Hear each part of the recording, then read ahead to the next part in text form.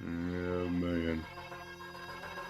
All right, what's going on? You guys can see him okay? Let's see if you guys can hear him. Testicles, testes. Yeah, he might be loud. Actually, I'm Wait, I did up you, close. and then I changed like my. Here, let me do this. They're like, oh my god, my ears, bleeding from the ears here, Chappuccino. All right, there we go. I think we're good now. We're good now. Yes, cool. Sir. Yes, sir. If I have to change it, we'll change it. So, how's it going, Mr. Chavez? It's going well, man. Full disclaimer, everybody be patient with my demonic voice struggle. I do feel a little bit better, though. I completely just sound a little bit better than earlier today. He's a little under the weather, guys. Yeah, but I'm good. My spirits are good. My energy's good. We're good, man. So hold that for you. Hell yeah. How was your stream today? It was awesome, man. I wanted to kill 3 birds with 1 stone. One, it's been a while since I last did a drumming stream, and I had to do it. I gotta sweat out the toxins that are keeping me sick. Yeah. I also wanted to create hopefully a little bit of hype for tonight's show. And then thirdly, to be completely honest with you, I was trying to make some money, and my freaking community, they're just so freaking awesome, man. Oh yeah, dude. Yeah, we're gonna dive more into this, no doubt. But I mean, I'm so freaking humbled, man. I can't believe how humble. I've always been one. Sorry, I'm already going on tangent. No, dude, this is fine. This is why we brought you on. There we go. I've always been one in control. I've always been one who had a steady set of finances, income, and revenue. I've always been on W-2 forms, benefits, and everything, and all of that is completely gone. And it's my choice. But this is a very interesting experience in doing this and pursuing this full time. And I know you can vouch for that as well. It's nerve-wracking, man. It's very nerve-wracking for sure. But all that to say, every single day, I'm just so humbled by Kick staff, Kick community, Flexers, brothers and sisters, other streamers. I love what these guys do, all of them, and I'm just so grateful. And that's why I can't wait to meet as many people as I can. So anyway. Yeah, and I think that's what was so amazing about DreamHack, was especially with like a newer platform, platform being so new and being a part of that like early camaraderie, kind of seeing who the serious faces that were, going to show up. Like, because, if you showed up to that as early as the platform is, I mean, you definitely are, you're not fucking around. Like, you're wanting to make an impact, whether it be speak with any Kick staff that may have been there, or even just obviously networking with all the other streamers, regardless of their category. And I think that's what was like. TwitchCon was cool. Like, I went to TwitchCon like right before that, in October, and that was cool, but it just didn't, I don't know, man. There's something different that was a little bit better about how small the Kick community was at this convention that was made for so many other things. Mm-hmm. Well, the fact that we took part in the genesis of Kick's first official convention, that's really awesome to be labeled as an OG. And it wasn't even in full transparency, it wasn't like a full-on thought-out plan. Mm-hmm. It was kind of a knee-jerk reaction for everybody. Kick saw an opportunity, they seized it, they went for it. There's very, very little time to promote and advertise and market. But on top of that, the streamers as well were like, hey, let's go, let's do this. And before we knew it, I mean, dude, Kick freaking took over that entire convention, in my opinion. I mean, there was green shirts everywhere, man. God, y'all, man, can we get W's in chat for Destro and his freaking production? It takes so much time and effort, man. Freaking, the alerts were actually not going off. Well, hold on. Like, that's, I don't even know where I gotta shut these down at, to be honest, dude. This is what happens when you have too many plugins, folks. Oh my! You start to lose track of where everything fucking goes and is and is coming from. Pro streamer, this guy. While you're figuring that out, I'll give some shout outs because I love everybody here. Sinister, good to see you, man. Break Inspector, good to see you, man. Lori, my my new lady Love. I don't She's even know amazing. how to She came in and showed some love in the stream earlier. Dan, always a joy. OG for sure. Zappa's Patar. Always good to see you. There you go. All right, I'm done talking to everybody. I hate them all. Yo, Sinister, how's it going, dude? But yeah, so I mean, I know we kind of got started with the conversation in DreamHack out of nowhere, but Yeah, why don't we just start with a little bit of an introduction to yourself? How'd you get into streaming? And how long have you been streaming? Sure. So I got into streaming as really just an idea, like so many of us. We're like, let's just see what happens. Let's see what this is all about. I don't consider myself an OG of the streaming industry. However, I definitely came in when it really started taking off, and it still has not reached its full potential, in my opinion. Still so much to accomplish in that industry as a whole. But I wanted to get my feet wet. I wanted to see what it was like. My very first stream was on Twitch through the Xbox. Oh wow! OG of the console streaming part of it, I guess I'll say. No overlays. I can move the camera in like 6 specific areas. Yeah. No chat. I had 2 mics, one for gaming, or actually no, it was able to detect my mic. I streamed Halo Wars 2 back when it was super popular for a very short window. So that's what you started with, Halo Wars 2. Yeah. Oh wow. And I know it's hard to believe. I really am a gamer. I keep telling people that, and they don't believe me, and I don't blame them because I don't stream games. Yeah, Miss Go was trying to tell me to give you shit about a couple of games you didn't know trivia on, and then she named the games. I'm like, I don't know trivia on those games either, so I'm gonna not. yeah, it's wild, man. These, I mean, I'm a total old man here, but nothing appeals to me. Everything sucks. I'll be the first to say it. I'm gonna piss a lot of people off here. I hate Call of Duty. I'm so over Call of Duty. I feel that. I'm tired of seeing it. Everybody and their mother's doing it. Whatever, teach their own. Kind of why I think I got into Helldivers a little bit more, because it's kind of something different. I mean, don't get me wrong, I have Call of Duty and I'll jump on it every once in a while, but like I can't play it like these stream. I just couldn't imagine it. Yeah. And I know I never played Fortnite, but like the same kind of goes with Fortnite. I don't know how I could play that one game so much. Yeah. Let alone be I don't know about you, but let alone actually be good at it, to be entertaining enough as well. Yeah. But yeah, I'm right there with you, man. I'm just, something will come along. I guarantee you, something's gonna come along and it's gonna grasp our attention, and we're gonna dive right into it. But yeah, no, I started there. Then I started going into full-on higher production value of streaming. I took it more seriously. I saw the potential growth back when Twitch wasn't as ridiculous as it is now, which we can dive into that a little bit later. Oh my gosh. Yeah, there's definitely something I want to ask you about that I'm sure you saw today. Oh, the what do you want to go into it now? I think I know. I mean, sure. I mean, yeah. I mean, I assume you saw the CEO of Twitch talking about how DJs are gonna have to pay a portion to record labels in some deal with like a DCMA based thing. This is crazy. Dude, it is. It really is. I feel bad. So just to kind of add on to what Des is saying, just so you guys, if you don't know, this is actually just brand new information. But Twitch is going to implement a chargeback essentially to where DJs are going to have to forward a certain percentage of their earnings to basically the record labels. And Twitch in turn is going to be the middleman. I mean, it's in their defense. I'm sure it's not their fault. I'm sure they don't want to do that. But that is very telling of that industry, you know. Question for you: do you think this move is in part with the fact that Twitch has been losing so many in their profits, and they keep having to cut, like, or do you think if they were like on a positive gain of things, do you think that this would even be a thing? I think it's the former. I think it's just another way of them to try to squeeze a little bit of extra juice. They're trimming off the fat any way they can. Yeah. You know, businesses will do whatever they can to save money.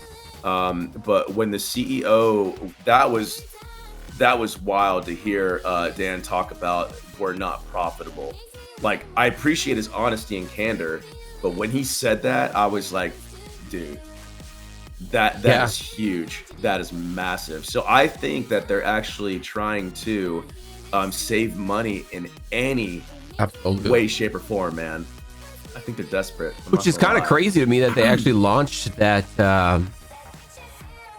Well, it was called like a Partner Plus program. Now it's just called like a.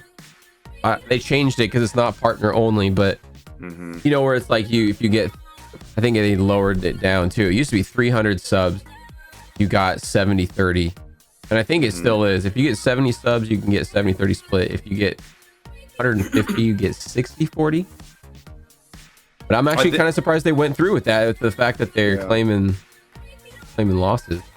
Well, you know, it's interesting. Actually, DL Ghost in your chat said the music industry is full of 100%. Greed, and I'm not surprised. And that's 1,000,000% right. And the other thing too is I've said this many times just to kind of reiterate this, but it's not the platform's fault with this stuff, guy. It's not Kick's fault. It's not Twitch's fault. YouTube and so on and so forth. The powers that be and the higher ups of the music industry, the record labels and so on and so forth, they're milking everything that they can because they are flat out greedy. You can go into a different segue of like, you know, well, that's their property, that's their rights, that's their information, you know, IP and property.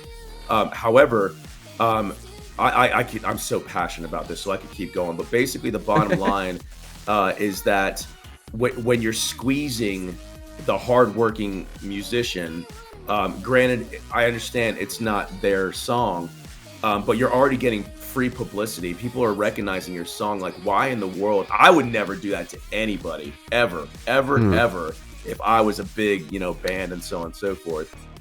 But that's very telling of, well, what is moving forward? I wonder how Kick is going to handle that. And the last thing I'll say is I never did understand this, but if Amazon owns Twitch, I don't get why they can't simply like, okay, well, here's the deal.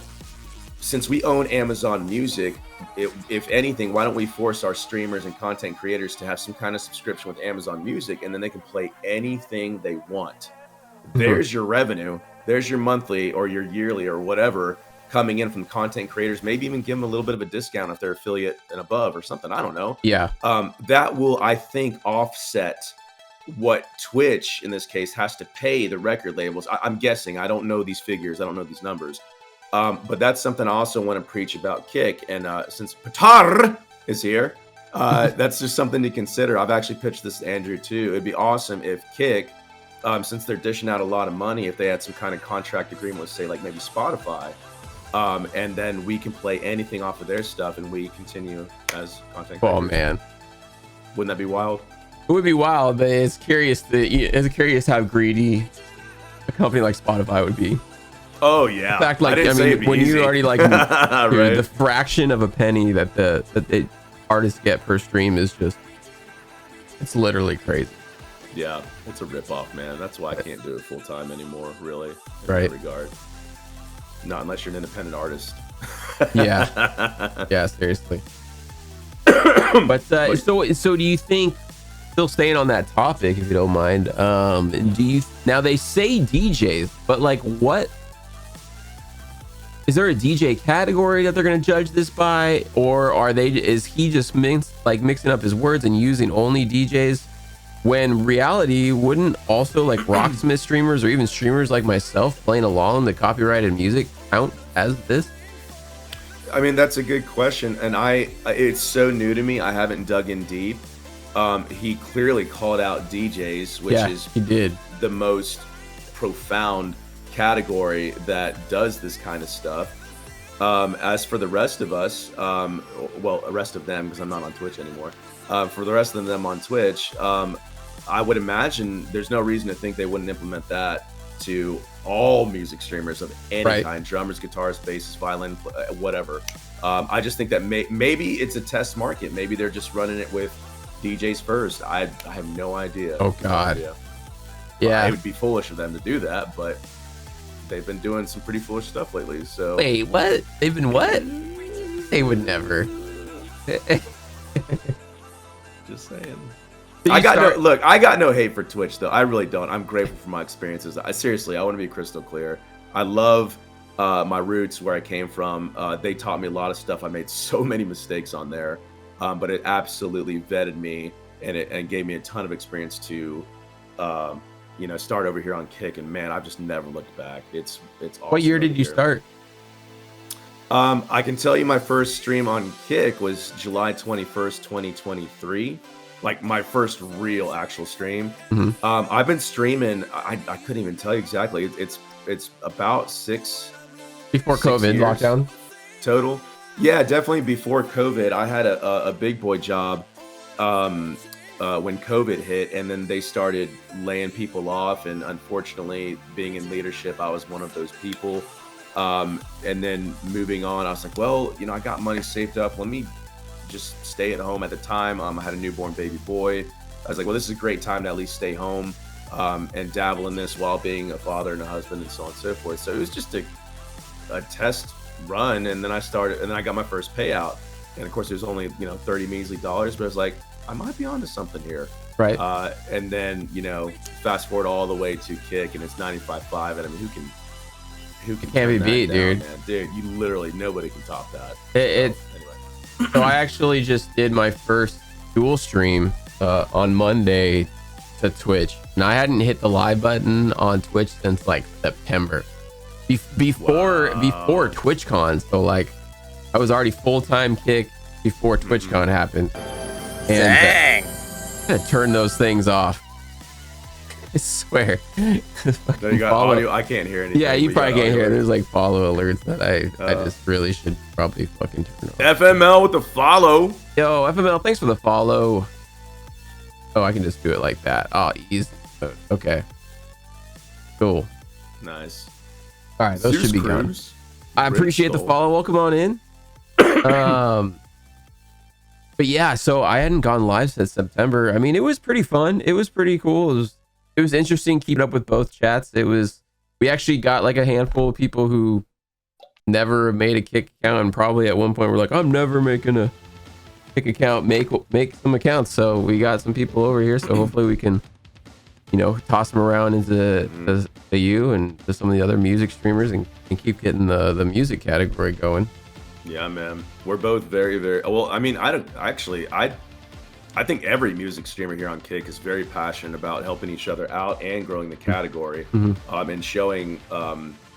showcasing our talent and skills, of course, to the world, but also to let Kick know that we're here to help. We're small, but we're mighty, man. We're very, very mighty, and we're forced to be reckoned with. And there's some talented people, man. Like, talk about underappreciated and overlooked skill and abilities, man. Like, I'm mesmerized when I see some of these people, man. It's just incredible. Well, it's kind of interesting. It made me realize how coming over to Kick made me realize how, like, yes, Twitch is great in the fact that it's this vast, giant sea of so many streamers in so many different categories. But at the same time, it's almost like if you're a streamer yourself, it's easy to kind of get stuck in your little like whirlpool area of a circle. And man, there were so many musicians like yourself, like Desiree, a bunch of others as well that I never would have found on Twitch. And I don't know if that was just because I was Matt stuck Suarez. in my yeah.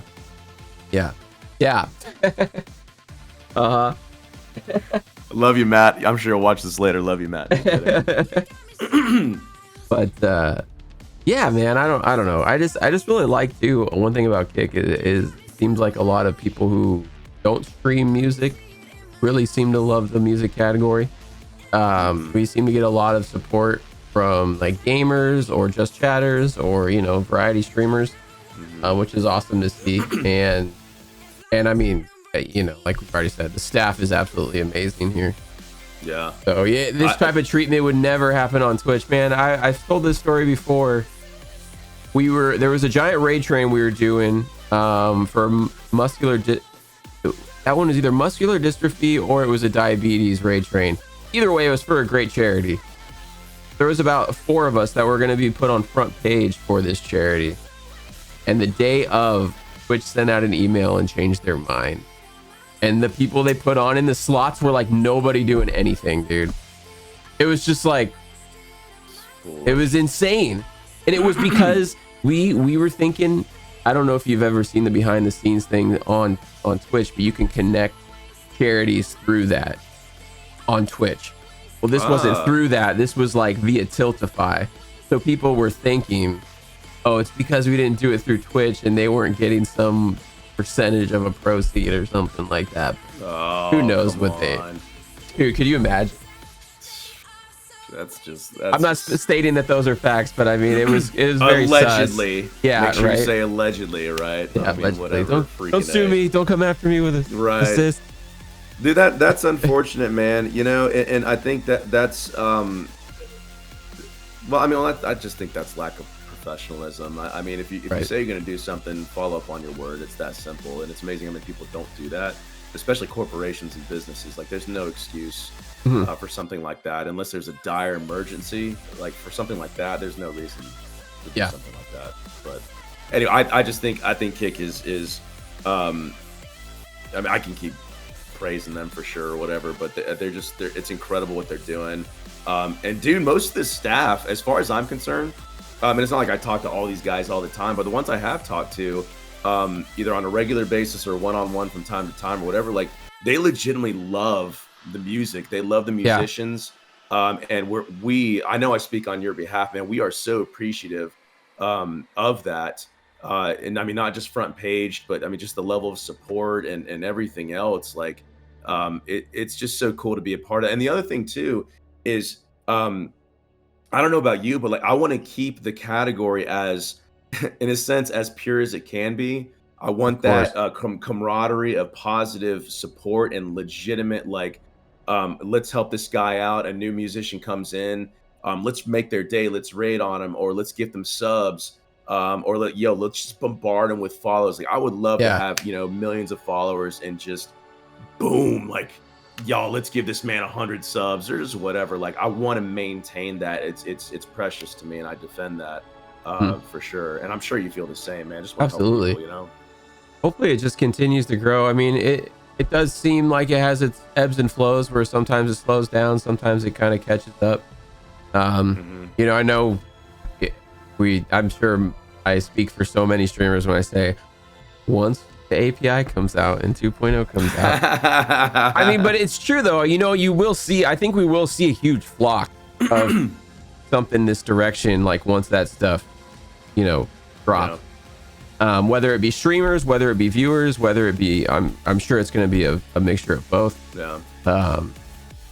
But yeah, I don't know. I'm trying to, I think that was kind of why I wanted to do the dual stream too, is just trying to get people over to this side, because there were some people over there had no idea that, the split was different and stuff like that. So yeah.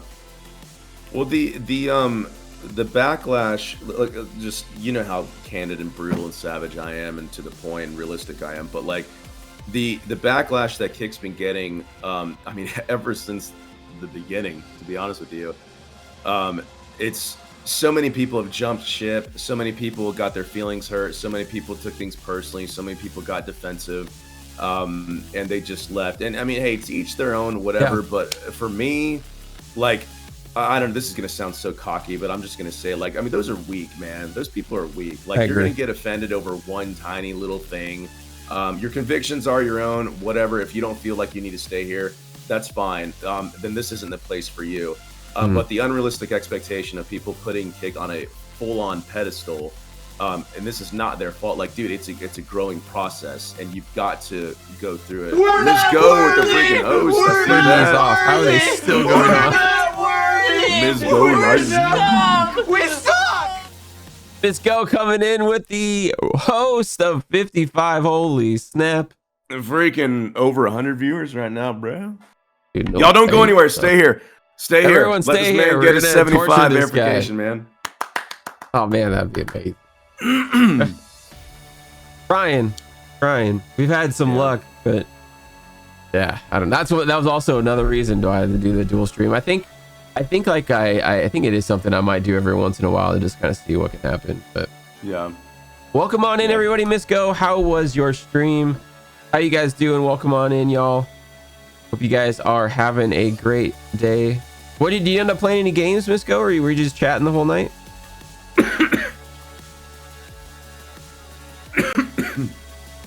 Shut up over there.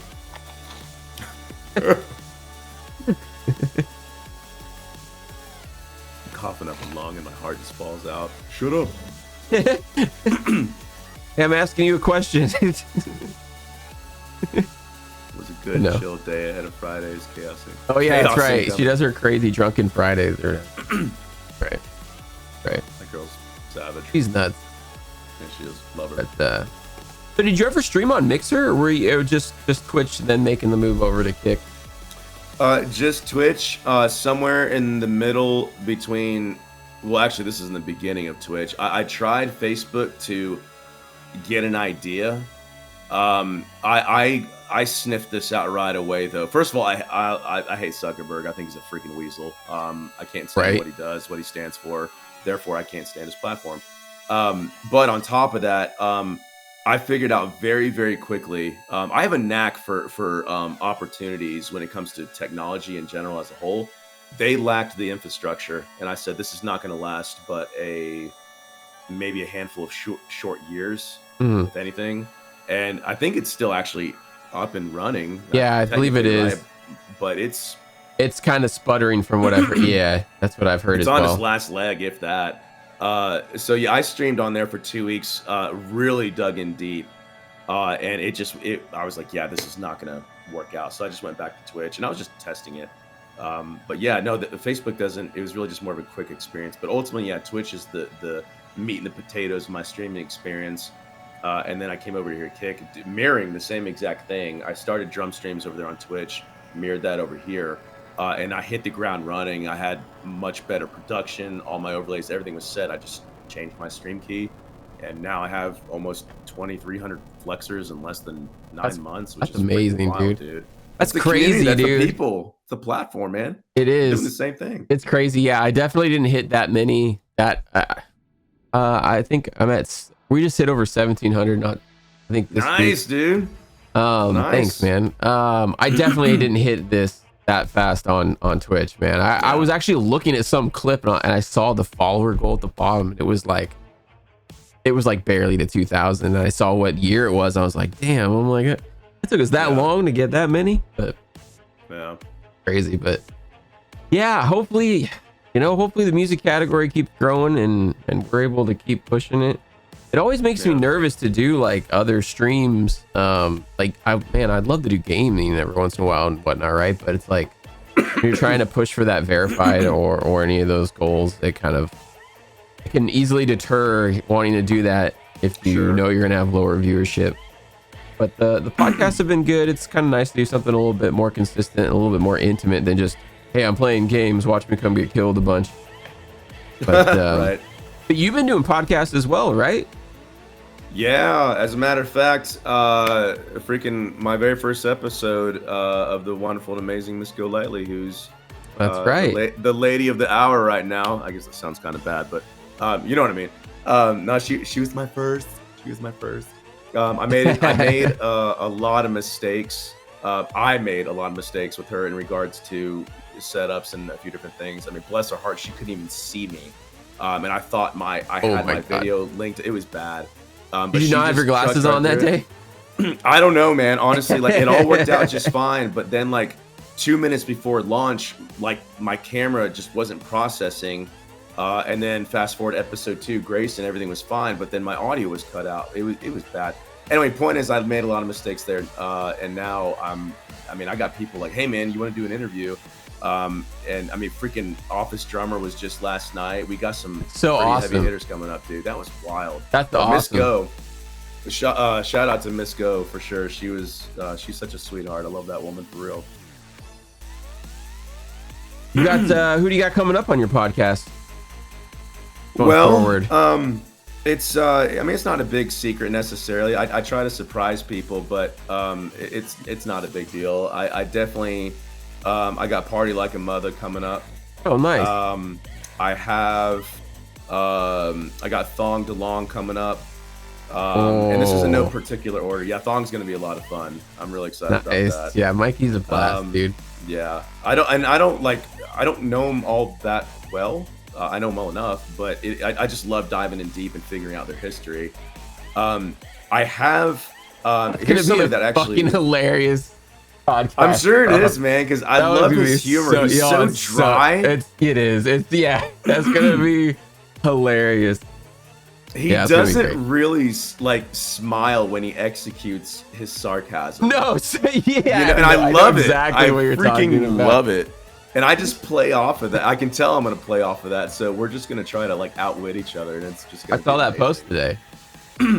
Yeah, yeah. That would be fun. That was wild. He came in my stream earlier today, and he had me play Blink or something. Or no, it was Superman. It was Superman by Goldfinger. Oh, nice. And I was like, holy crap, Oh, freaking that's such a Tony good Hawk one. Pro Skater days, man.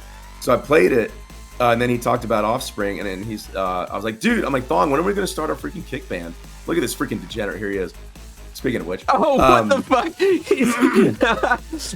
We summoned him. this guy. What's going on, the dude? musical forces have been summoned.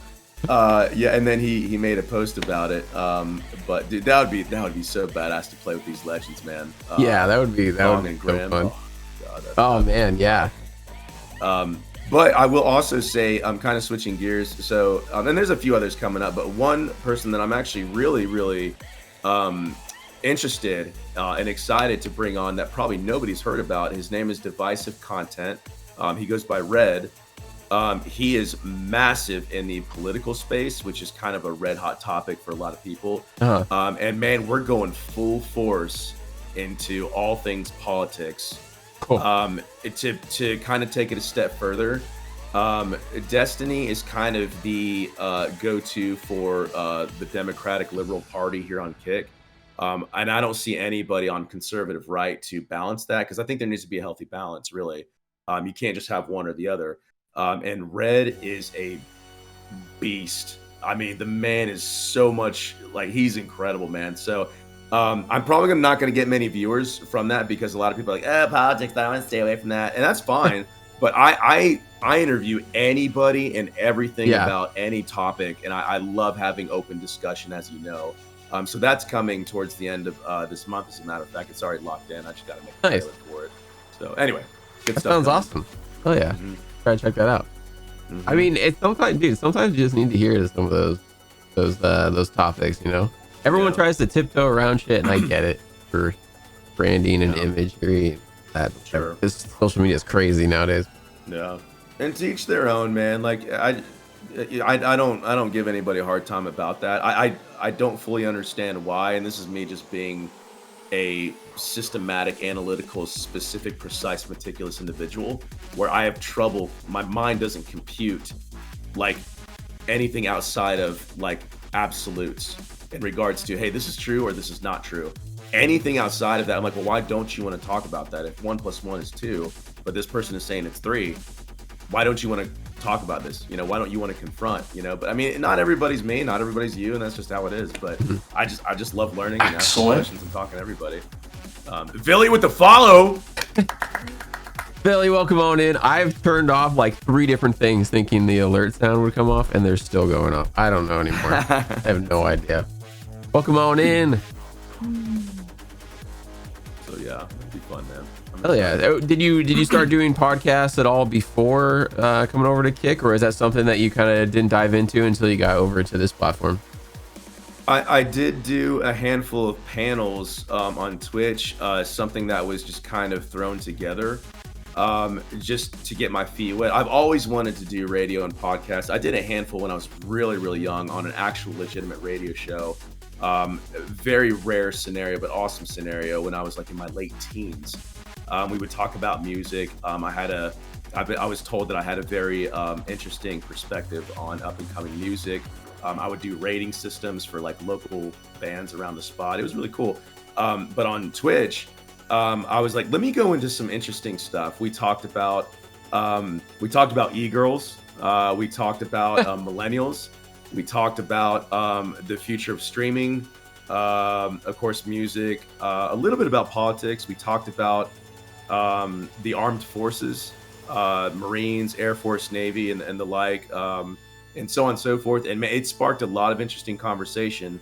And then drumming came into play, and that just took off on Twitch. So now, fast forward over here to Kick, I was like, I need to stir this back up again. And now here we are working on episode, I think 10 or something like that now. Nice. It's huge, man. I love it. I definitely love it. I'm trying to get Eddie. I'm trying to get Eddie. Dude, if I land that, man, and y'all know, mark my words, I don't hold back, man. I'm gonna ask him some tough freaking questions, and he's answered some of those before. Don't get me wrong, but I would love to get Eddie if possible. That'd be crazy. Yeah, get it, dude. Get it. I hope. We'll see. Have you had Andrew on? No. I have reached out to him for an interview. He seems a little tied up right now, to be honest with you. Got a lot going on. And I mean, Mikey, in his defense, how's they're it going? all working really hard. I would love to get Mikey, actually, as a matter of fact. Mikey's a guitarist as well. I'd like to get Tage Run. Hey, I'd like to get Lori. Hey, I'd also like to get, but I actually really would, especially Mikey. Mikey's a musician. Mm-hmm. Y'all, there's so much more to him than League of Legends, let me just say. I love coming in his streams, and I mean, I love this guy. He's always freaking yelling at his team, like, what are we doing? What's going on? You didn't have my back. Where's my healer?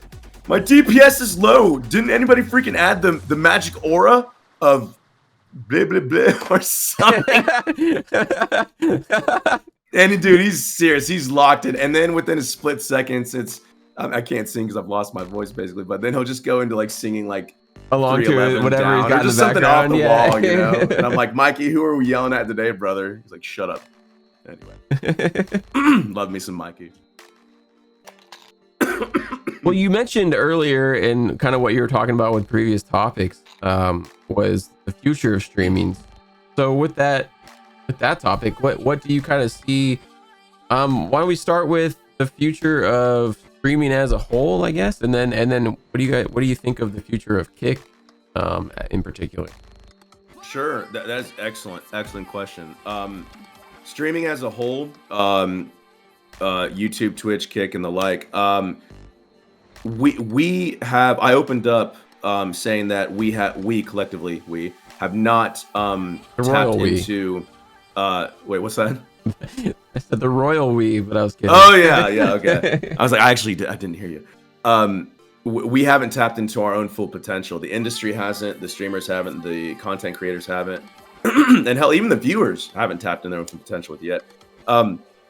And to go hand in hand with that comment, I'll have a side comment in saying that careers and businesses, in my opinion, and what I've seen in the research I've done and the statistics I've run and numbers I've crunched and blah, blah, blah, I don't really think that in my opinion, I don't think that they recognize a streamer as a legitimate full-on career yet.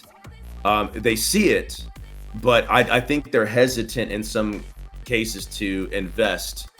I mean, yes, partnerships and affiliations, that's one thing. I get all that. But as far as like actual, I don't want to say respect, but like, Destro's a streamer. Okay, yeah, we need to invest in this guy.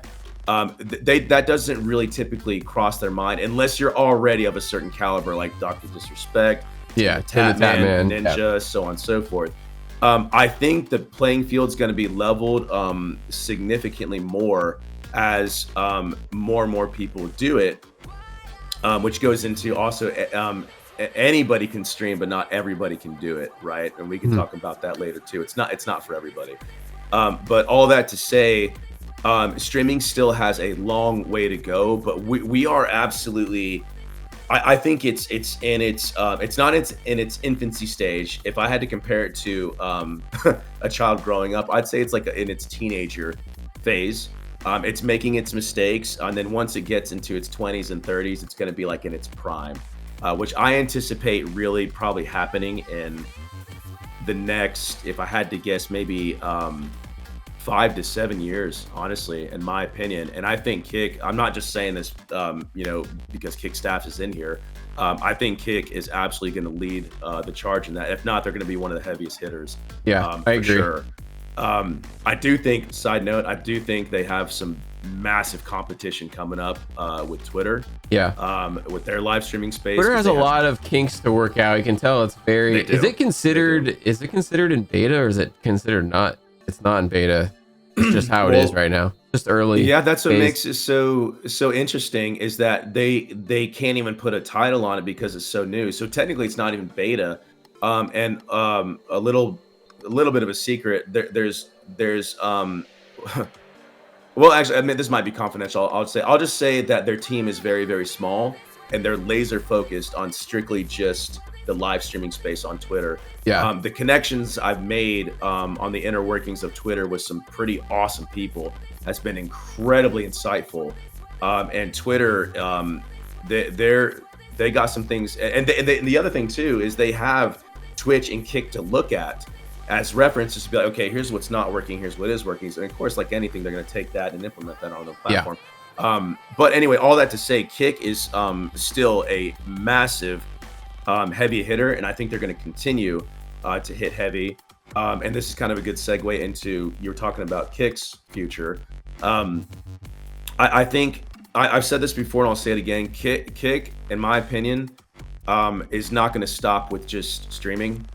I don't think they're going to stop with streaming. I think they're going to work on apps in regards to possibly TV shows, seasons on the TV shows. I don't know about movies. That's kind of a little far out there. But they're going to integrate some really unique things coming out. I'm calling that now. I've been saying that for a few months now.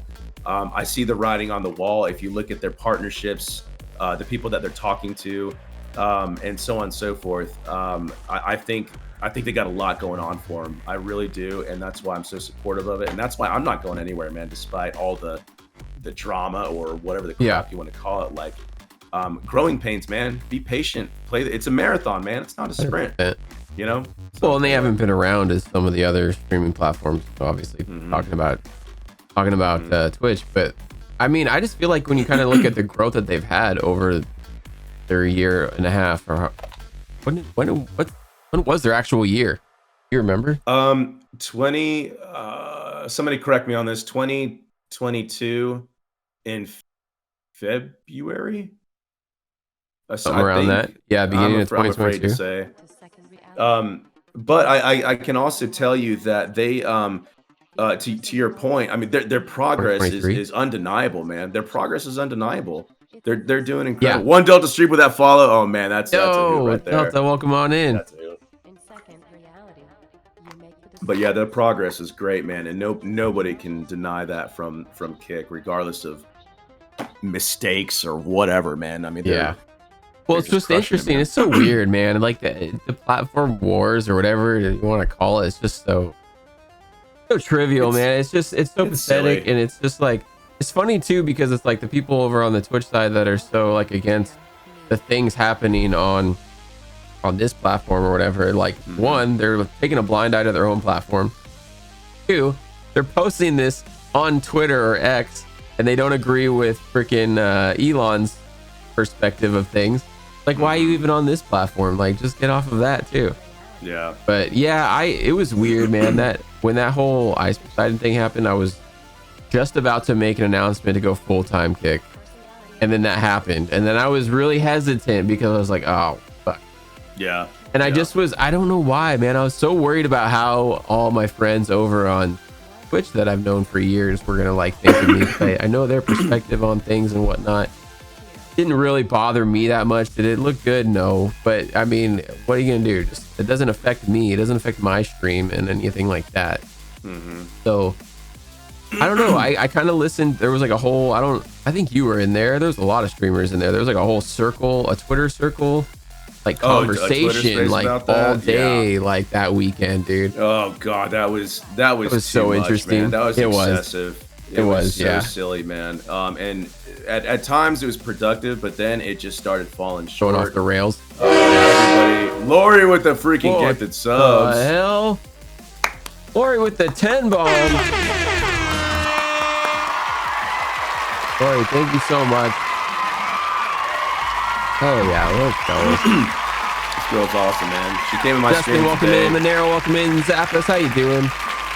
Yo, if you got gifted a sub from Lori, Make sure you give her a thank you. Oh yeah, I love to see it.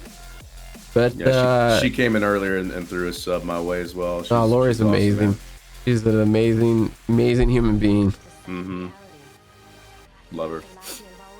But yeah, I just, I think the more after like kind of hearing a couple days of like the back and forth of everybody's opinion, and then like just kind of hearing the Twitch people lash out, I was like, you know what? I don't want to go back to being a part of this actually.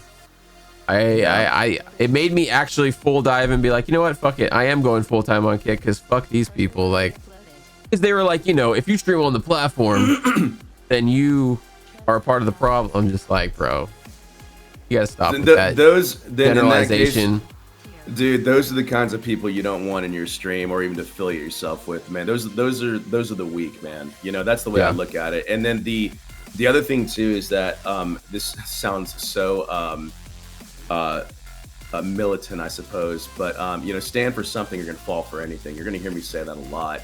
And I don't say everybody, a lot of people or streamers, content creators will look at which way the tide is turning, how low or high the tide is or whatever, and then they'll jump on whichever current takes them in the direction that most people are going. But the ones who stay put and believe in certain things, most of the time it typically ends up working out for you. And I'll tell you right now, man, in my personal experience, across the board in anything, but as it pertains to the streaming industry, whatever the majority of people are doing, I do a complete 180, and it's worked out for me every single time.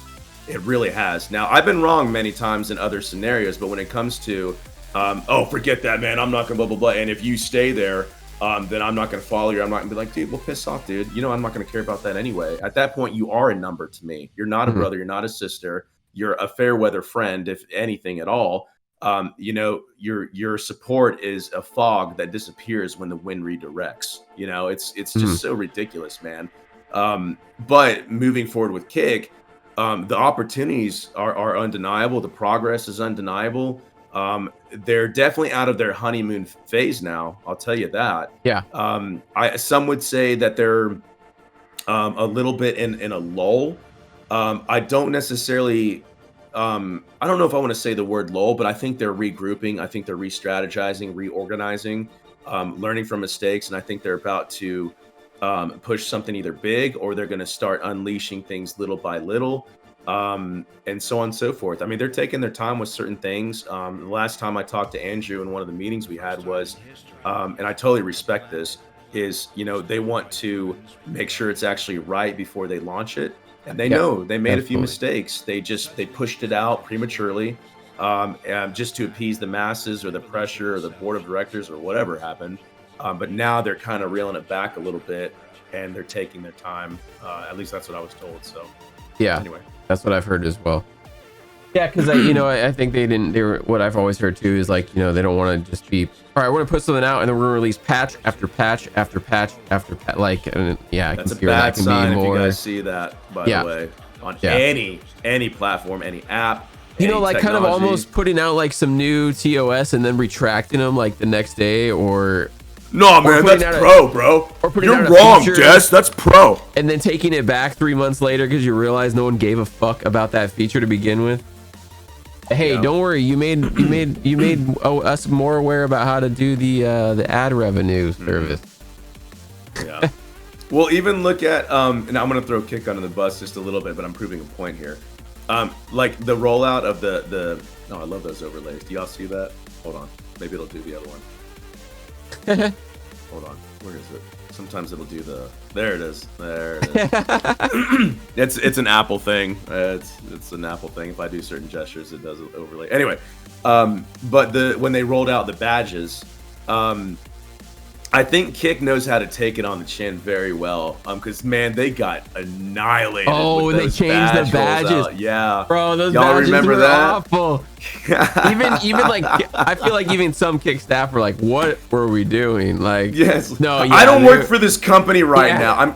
I'm sure Patar and freaking Bob Kick and the rest of them were like, look, I had nothing to do with that. Okay, it was the weirdest change, dude.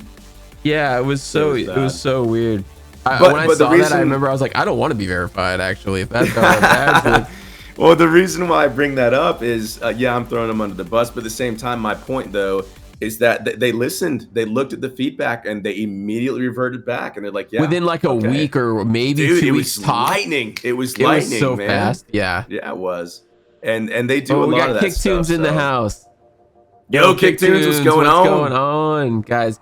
We get a shout out for Kick Tunes, guys. What they're doing is something unique here on the platform that I definitely think is also going to help you know, a lot of musicians on the platform grow. Now it may be kind of interesting for, you know, I guess there's a little bit of a difference between some of the musicians that create music versus the ones playing. Are you creating any music of your own, or have you? When's the last time you've made some original stuff there, Chavez? Yeah, so a lot of people don't know this about me, and I'll speak upon it from time to time, but I actually really do write my own music. I can play bass. I can sing, even though my voice right now says otherwise. I remember from Underground Uprising, you had a surprise vocal take. Yeah, there you go. And I mean, that was something, and you can vouch for this too. That was such a sick tune, dude. Dude, the amount of time that we had, or did not have, rather, to come up with something. A week. Dude, it was. I mean, it was awesome. I love the challenge. I love the challenge. Of course.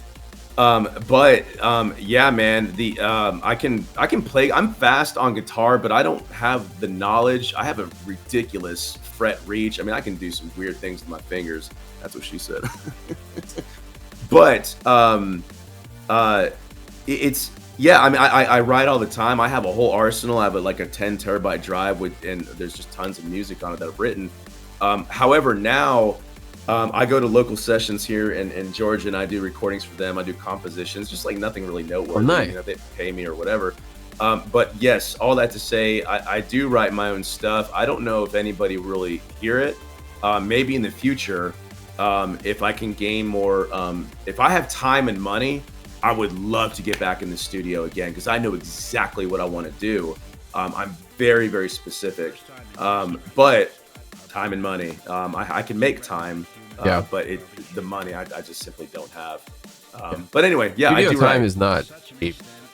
Yeah, absolutely. Time is not cheap. Yeah, but I do drum tracks for tons of different people. I mean, all over, and I do vocal tracks, I do guitar tracks and bass tracks too. Don't get me wrong, but I usually go outward for the rest of that. But here, I'd have my own.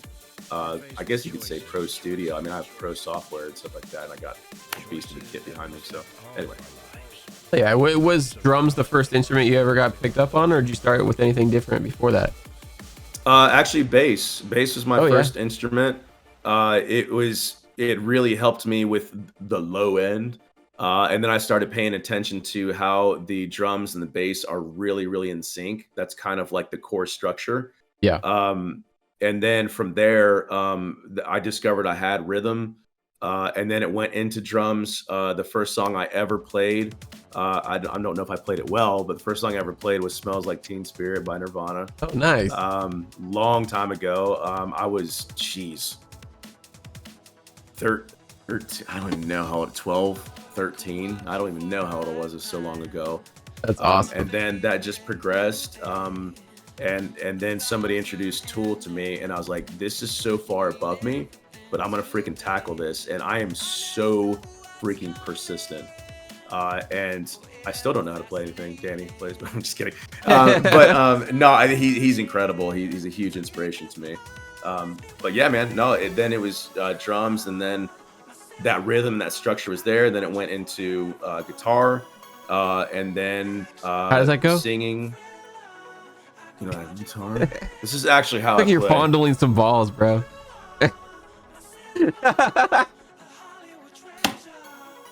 So yeah, man. You heard it here first, more guys. Chavez is now the Kick's first ball fondler. Come watch his streams. Little flick. Yeah. Now that'll hurt. I probably shouldn't joke about that. That hurts. Let's be real. But yeah, man. No, there's more to me than just a drummer. It's my bread and butter, of course. But maybe one day y'all will be able to actually hear, really hear a song that I wrote. But yeah, Underground Uprising was probably I mean, that was just fun, man. That was a lot of fun. Yeah, that was fun. You excited for number 2? Season 2. I don't know. It's supposed to be coming out soon, yeah? Yeah, I mean, I guess that's really up to Maze and Dubs. Andrews, I don't think he's like spearheading it, but him representing Kick is supporting it.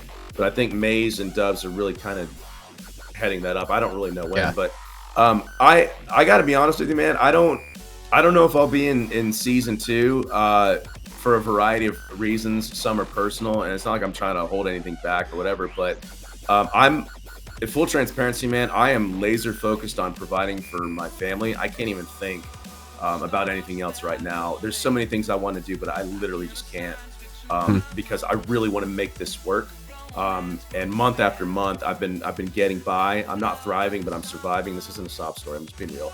But I'm so laser focused on learning about my son's autism, my little baby girl and her entry level eczema. I don't want to sound dramatic. Her skull is a little out of whack. She's wearing a big old football helmet. She's so cute. And then just funding that, insurance sucks. I'm preaching to the choir. Yeah. You know exactly Yeah. what I'm talking about. So that is my number one focus. And God willing, if I can get enough money, I want to take care of that. And then whatever's left over, I just want to give back to the community, fellow streamers like yourself, anything I can do. Like, if you notice, I haven't even subbed to anybody because I just can't, man. You know? And it's okay. So I feel you on that, dude. Cause I've been kind of in that same spot. Dude, it's once you go full-time content creation, it is like a free fall that is scary as fuck. And you're Yes. you're a full-time content creator as well, correct? Technically, Yeah. I am. Yep. How long have you been doing full-time content creation? Well, so actually, now that I think about it, so July 21st was my first official live stream on Kick, I believe. But I took it seriously, really, really took it seriously. January 1st of this year. I started dabbling in it. Actually, that's not true. I'm sorry. It was closer to August when I got my first official payout.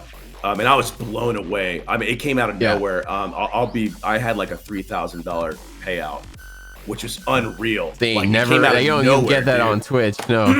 Yeah, I mean, and I was like, this imagine is freaking 95.5, dude. half of that just gone Exactly. just to the platform that hosts you.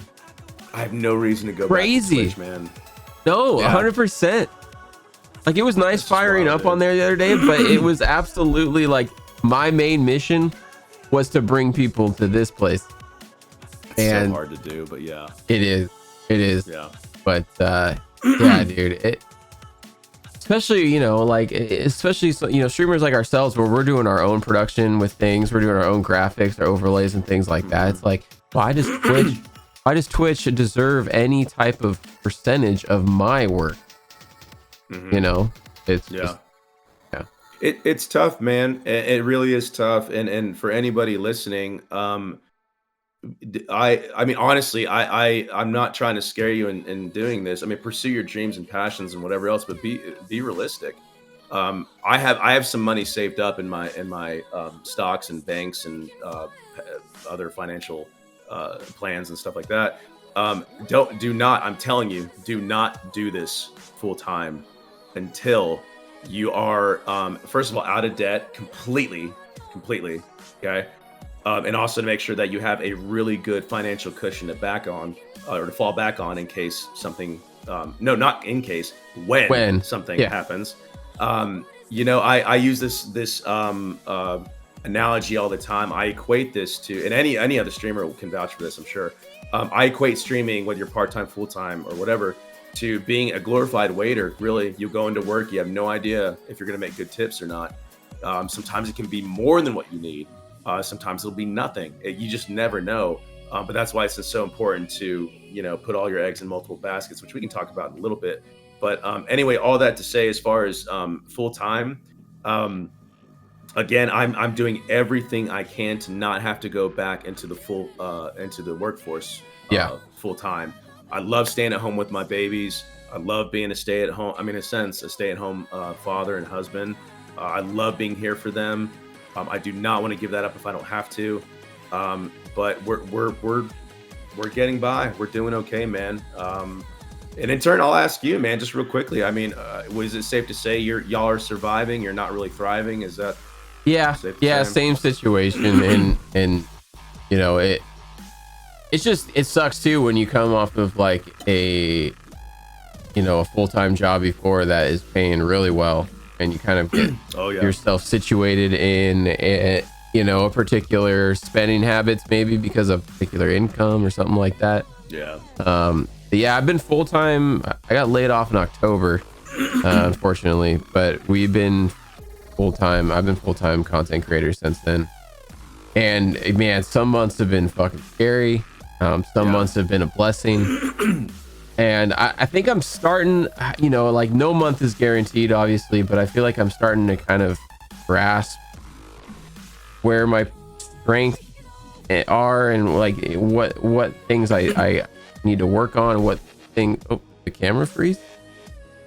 Oh, his camera froze. Am I frozen on your end? Oh, I don't even hear him right now. Oh no, did we lose Chavez? he's glitching. You guys hear him? He's glitching out. I have no idea. All right. Hold on. Oh, he's back. He's back. We got him back. All right. Can you hear me? Yeah, I got you. Wow. I mean, no, I can hear just fine. That's weird. I could see everything you were doing. I just turned my camera off and turned it back on again. That was weird. Whatever. Someone buy this man a new camera. Can we get some support over in this guy's channel, please, guys?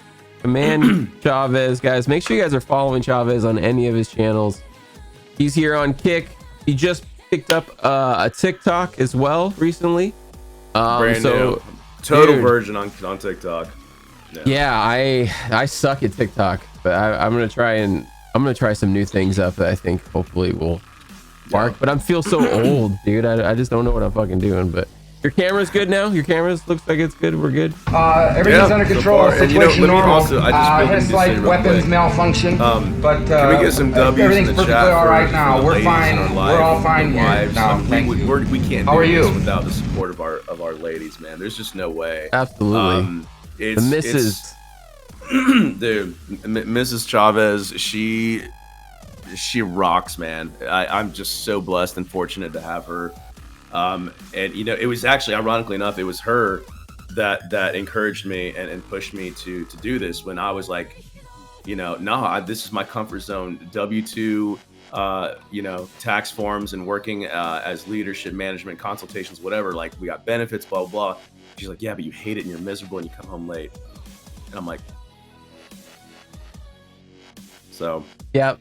Freaking W. Dude, and that's kind of the thing too of why I haven't really switched to anything is like, dude, even if I get something part-time, it's like, so we're a one-car family.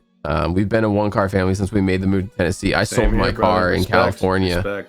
So my wife works 40 minutes away. My son doesn't take the bus to school. Next year he's taking the bus to school, so that'll be a huge time saver. But yeah, dude, I'm like on that. We're on the road like 3 hours a day almost. And it's just like, I do not miss commuting. I used to commute years back when I was working construction jobs and stuff. But yeah, dude, the job I had before that, man, I just hated it, dude. I was so annoyed. Like, man, some of the work from home jobs that it went downhill, man. And it just, I don't know, dude. I don't want to sound like I'm bitching about a bunch of stuff, but yeah, dude, it's just reality. Like, it's like when I'm thinking about like, okay, I can make like based on our schedule, I'd only be able to do part-time. I hate what I'm doing part-time, and I would be missing out on the chance to make even more streaming. And I don't know. I've been growing like all the other content as well, like trying to bring people in organically through other platforms like YouTube and, like I said, TikTok, which I don't feel like I'm doing really well on, but YouTube's been kind of growing. But I will say, I guess at the same time, having that much free time, I do find myself possibly editing projects and doing projects possibly too much. like after that underground uprising, man, the amount of like messages I got for collabs. And I'm like, I hate to be like that person that's like, nah, dude, I'm like, you know, so it's like trying to find a way to say yes, but like also be like, yo, I'm fucking busy, because I just had too many people messaging. And well, so, you know, the other thing too, I'll add on to that, and I mean, this is just being candid, is in this line of work, man, time is money. I'm absolutely. I was doing freebies to a certain degree, and I still kind of do, depending on what it is. But y'all, full disclaimer for everybody listening, it's nothing personal. If ever you wanted to do something, and I'm not going to put words in Destro's mouth, but if we ever ask like how much, like if we're asking how much, it's because we need to take care of our family. Like, it's just business, man. It really is. We would love to help. But you know, everybody, I don't say everybody. A lot of people just want me, or want us, sorry, to do things for free, whether it's graphical work, which you do that, overlays, music, collabs, and things like that. And I don't mean to sound so harsh, but again, I mean, I'm just being real. Time is money, and it's got to go to our family first, and then whatever's left over, if there's anything left over, goes into the stream: cameras, cables, hookups, plugins, whatever, you know. But it's tough, man. It's tough to say no sometimes in that perspective. It definitely is, but you know, we got to do it sometimes. I'm looking to kind of actually get myself out there for graphic design stuff for other streamers, if they're looking to have like a way or start screens and stuff, or possibly small overlays or graphics and whatnot, or even like animated flyers and things like that. I've just been like really nervous to do it, because I always feel like I've seen people that are better at this out there than me, and I know it's like silly to compare myself to like somebody that's been doing it. I just need to get it going. That use heavy AI. Yeah. Mm-hmm. Oh yeah, that could be a thing. Yeah. Mm-hmm. Overly dependent upon AI, where you make really sure you tag everybody. Sorry, inside joke. Sorry, nobody probably has any clue what we're talking about, but it's all good, man. It's all good. But no, but to that point, I'll just very briefly say, like, to actually create something and to make it original, like, it takes time and effort to really do 3D renders, or 4K or 1080 or 60 at 30 or whatever it is that you need to do, color configurations, blah blah blah, what palettes you're using. Like, it's tough, man. It's tough. I get it. But you got to do what's best for you and your family first, right? And I know you know that. And especially having a one-car family, like, dude, I'm actually right there with you. I sold my car. It was kind of weird to do that, but we couldn't justify another car insurance payment when we weren't using it all that much, and we just really needed the money. So I've never had one car within this family before, and that was just, it's weird, man. Yeah, anyway. It is weird. It sucks. Yeah, it is wacky. But yeah. So as far as streaming goes here on Kick, you're doing mostly music, lots of podcasts in between, a little bit of gaming every once in a while. Yeah, I mean, in that order: drummer first. I've been saying this so many times now, it's kind of second nature. Drummer first, chatter second, gamer third, in that order. I would love to get back into gaming, but like I said, I mean, everything just kind of sucks right now. It doesn't appeal to me. Yeah. Call me snooty, call me old-fashioned, or whatever. Man, you boomer. I just, all these games, dude, it's just a rinse and repeat and recycling of the same garbage, and I just. It doesn't appeal to me, but something will come along. I guarantee you, something will come along, and I'll get back into it. Fun fact: I actually used to do, semi-pro back before esports was an actual thing. But I would do local competitions for Halo 2, and I would travel and do my thing and win a few hundred here, a few, that's awesome. Very, very few thousand there. I was a beast, man. I probably don't have it anymore, but I was heavy into gaming. But yeah, I did my competitions back mainly was MLG competitions before esports was ever even a word. Yeah, that's so old school. That it does make me old, but hey, whatever. Well, I mean, you can see the gray on your beard, so. Mm-hmm.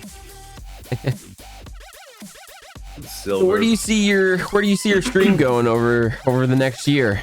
You got any major goals that you're trying to work on? Like what do you envision happening I know a year is a long time, a lot can happen. Yeah, good question. I definitely see so there's some actual real things that are happening behind the scenes. Some are secretive right now. I have a small announcement coming up pretty soon. I have another medium-sized announcement, if you will, coming up very soon as well. I'm sorry to sound so. Wait, is it just that you're going live or like? No, I'm just kidding. Yeah, look, I'm going live tomorrow at 3 a.m. Signing the contract, just going live. Yeah, you're never really gonna see me do anything like that. I'm sorry. Everybody else. I almost don't want to. I do have an announcement like as well coming up pretty soon. Like I almost don't want to use that sign the contract Simpsons emote that everyone's used because it's just like so fucking overused, bro. Oh my! There's got to be a better one, dude. There has to be. You know me, I'm a fucking gift master. I'll find something. Absolutely, man. Absolutely. I think I'm just going to hit the ground running. And I already have like the announcement short. It's like 5 seconds long. It's a little thing of what's going to happen. But it's going to be big. Well, for me, it's big, but it's not like a huge, announcement. But more importantly, there's some other potentially massive things happening, and I'll say it involves Twitter. Nice. Seriously, the connections I'm making, I never would have anticipated. And the connections of the connections of the connections, and those people, and how it goes into the music industry. Some a little bit politics, some content creation, streaming, organizations, and so on and so forth, of various things. The sponsorships, the people, and so on and so forth. I don't want to say too much, but I will say that, to be quite frank, with Kick, I absolutely want to utilize it for what it is. I love the community. I love the platform. I love what they're doing. And full transparency, partnership is nowhere near in sight. Verification, cool. I'm not going to belittle anybody who has that or water that down. To me, I don't really give a shit. If it happens, awesome. But now that I see the direction of where Kick's going, I'll just be honest. I'm forced to go outside of Kick to do different things. I'm very grateful for my flexors, again, for the platform. I don't want to come across the wrong way.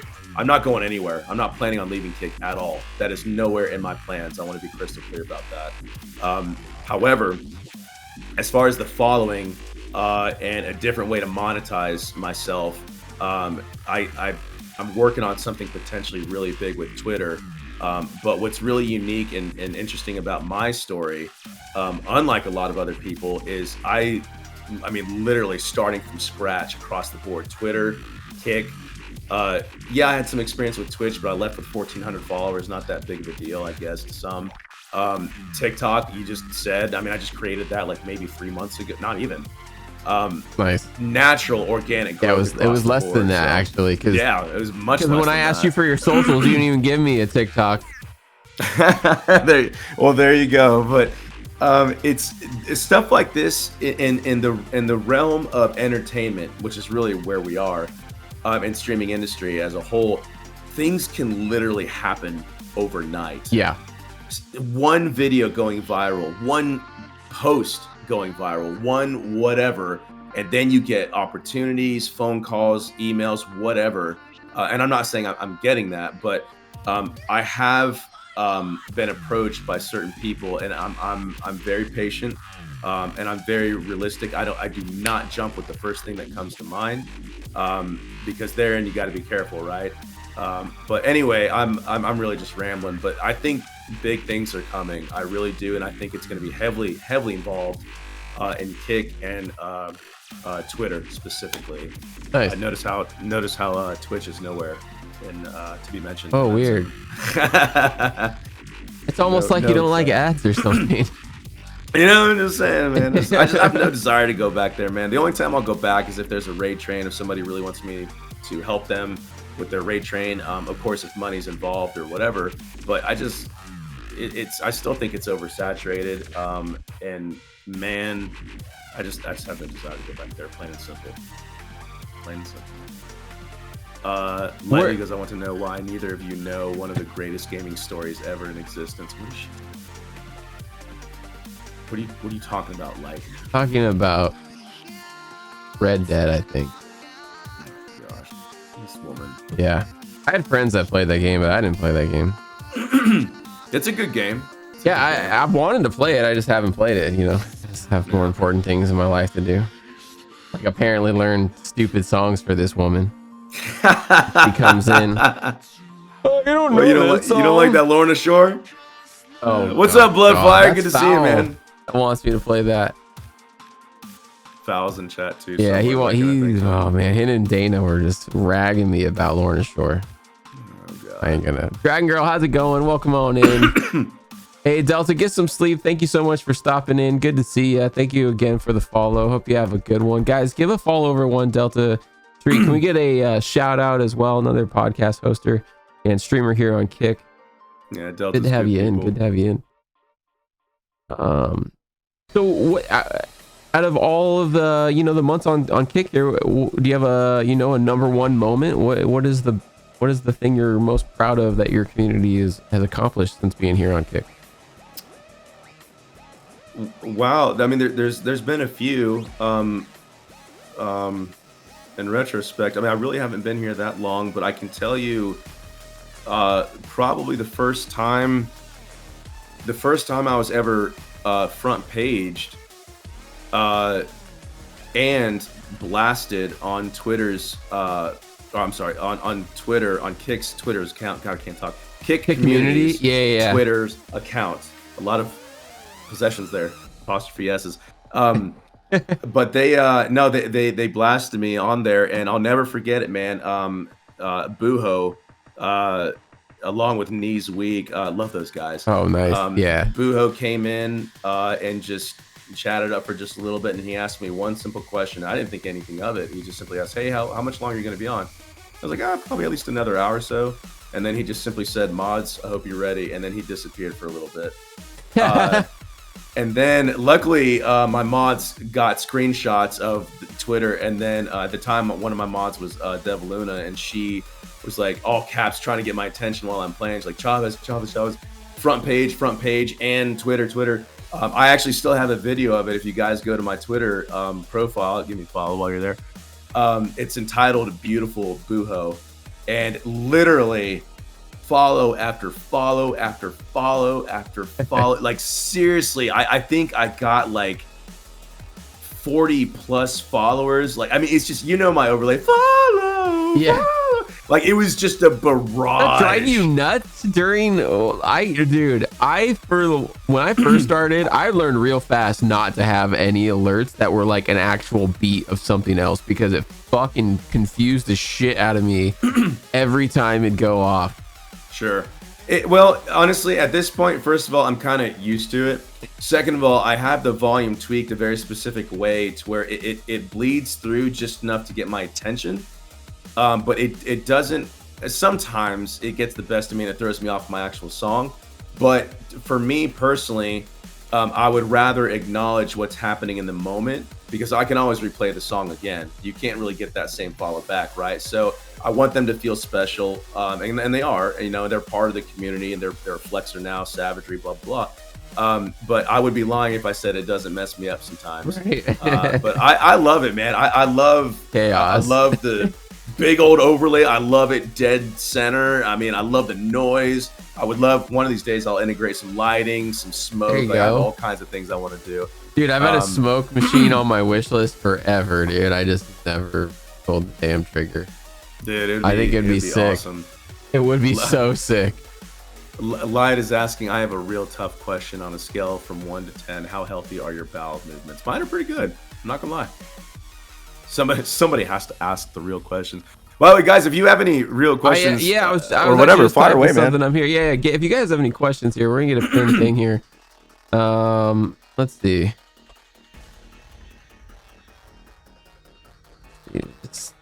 Yeah. Where is it on throne, sir? On the throne? Wait, what? Where is it on? Where is it on thrones? They're at it. Oh, not on the throne, Lori. No, I have no idea what she's talking about. It's just on like a toilet side. or what? No, do you not know of Throne? No, you never heard of Throne? Dude, you should get this for your channel. No, you should get this. I slept on this for the longest time. So what it is it's like a public wish list that you would post down or make a command for, and your community can contribute to items that you want to use. I mean, you could make your wish list anything. Oh, so it's like an Amazon wish list. Yeah. But I make it specific for stuff that's going to be in the actual studio, and like a direct upgrade to the stream room or something like that. But yeah, it's been really awesome.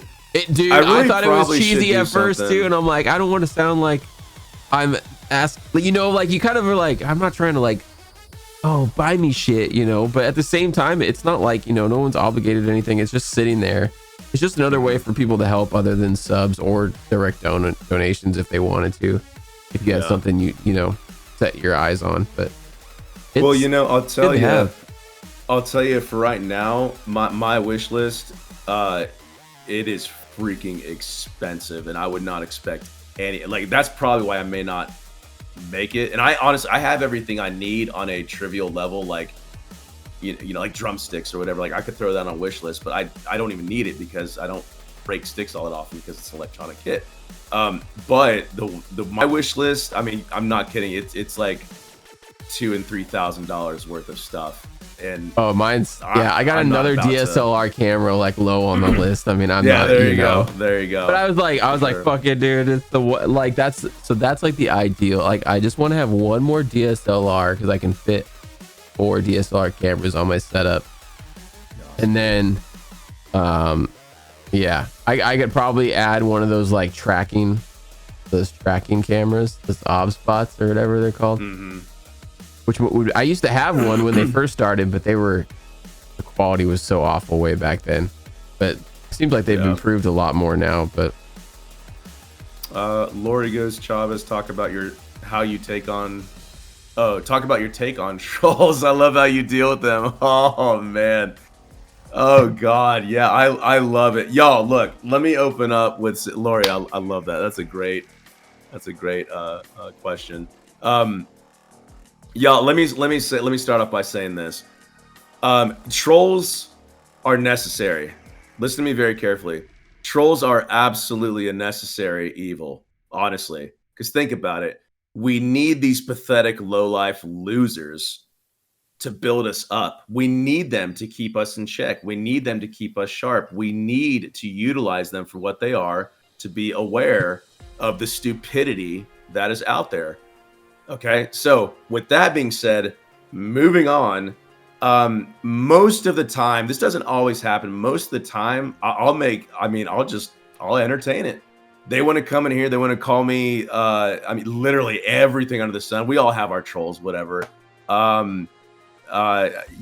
I'm trying to be respectful, but at the same time, it's just all the things they say, and I'll play into it. I just think it's hilarious. I think it's absolutely hilarious. I have so much content that I need to edit.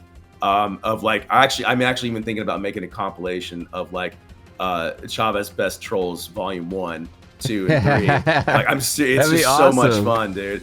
But one of them. In fact, I'll say one of them came in, cashed something, and I leave their name public too because I want everybody to be aware. I don't usually do that. But it's worth it. It's worth it. Yeah, it's totally worth it. Fuck that. But he just came, or he, she, it, whatever, came in and said, like 2 cocks in your butt and 1 dick in your mouth or something like that. And I made a song. I made a song right in the moment, and I'm like, I'm like, look, man, you're not going to bring down an apex predator, man. I'm not a beta male. I'm not even an alpha male. I'm an apex predator, brother. You're not going to get me.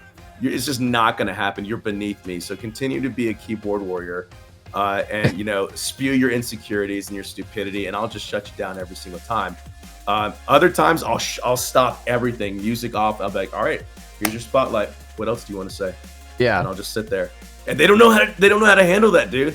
And it's even more of an accomplishment when they not only follow you, but if you can get them to sub to you too. I've had that happen very few times. We've had that happen a few times too. Awesome. It's kind of weird. It's like the trolls that I would get versus on Kick and Twitch have been so different. Like over on Twitch, it's like oh, play Dragon Force through the fire and the flames, you idiot. Like, it was just like, that was all the trolls you'd get.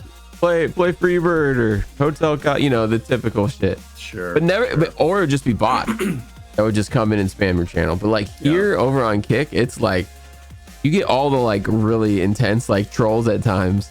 And it's been interesting even being in other people's chats and just viewing how everyone approaches. And yeah, dude, I am all for the play with your food before you eat it kind of absolutely vibe, because some of them are so bad, dude. Oh god, yeah. And you know, sometimes I will say though, on rare occasions, if we're being completely honest, I'm honestly I'm just not in the mood, or I literally don't have the time.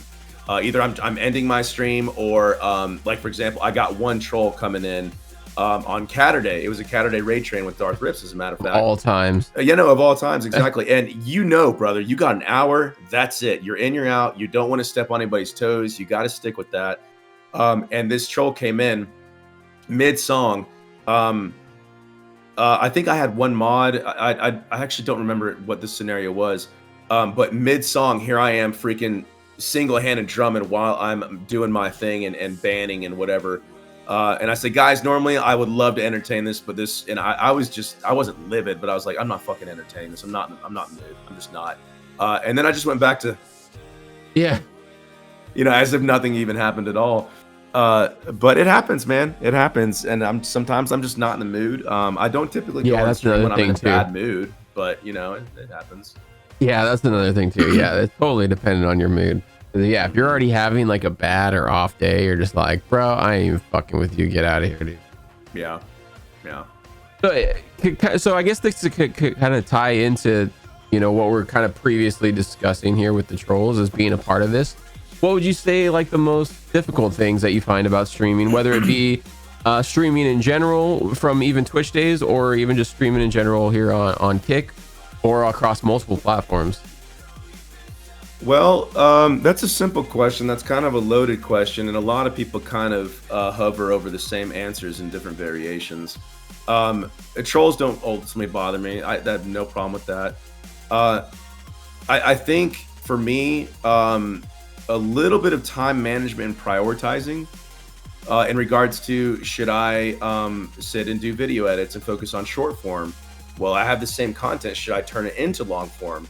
Okay, well, I haven't streamed. I want to do this. Should I stream?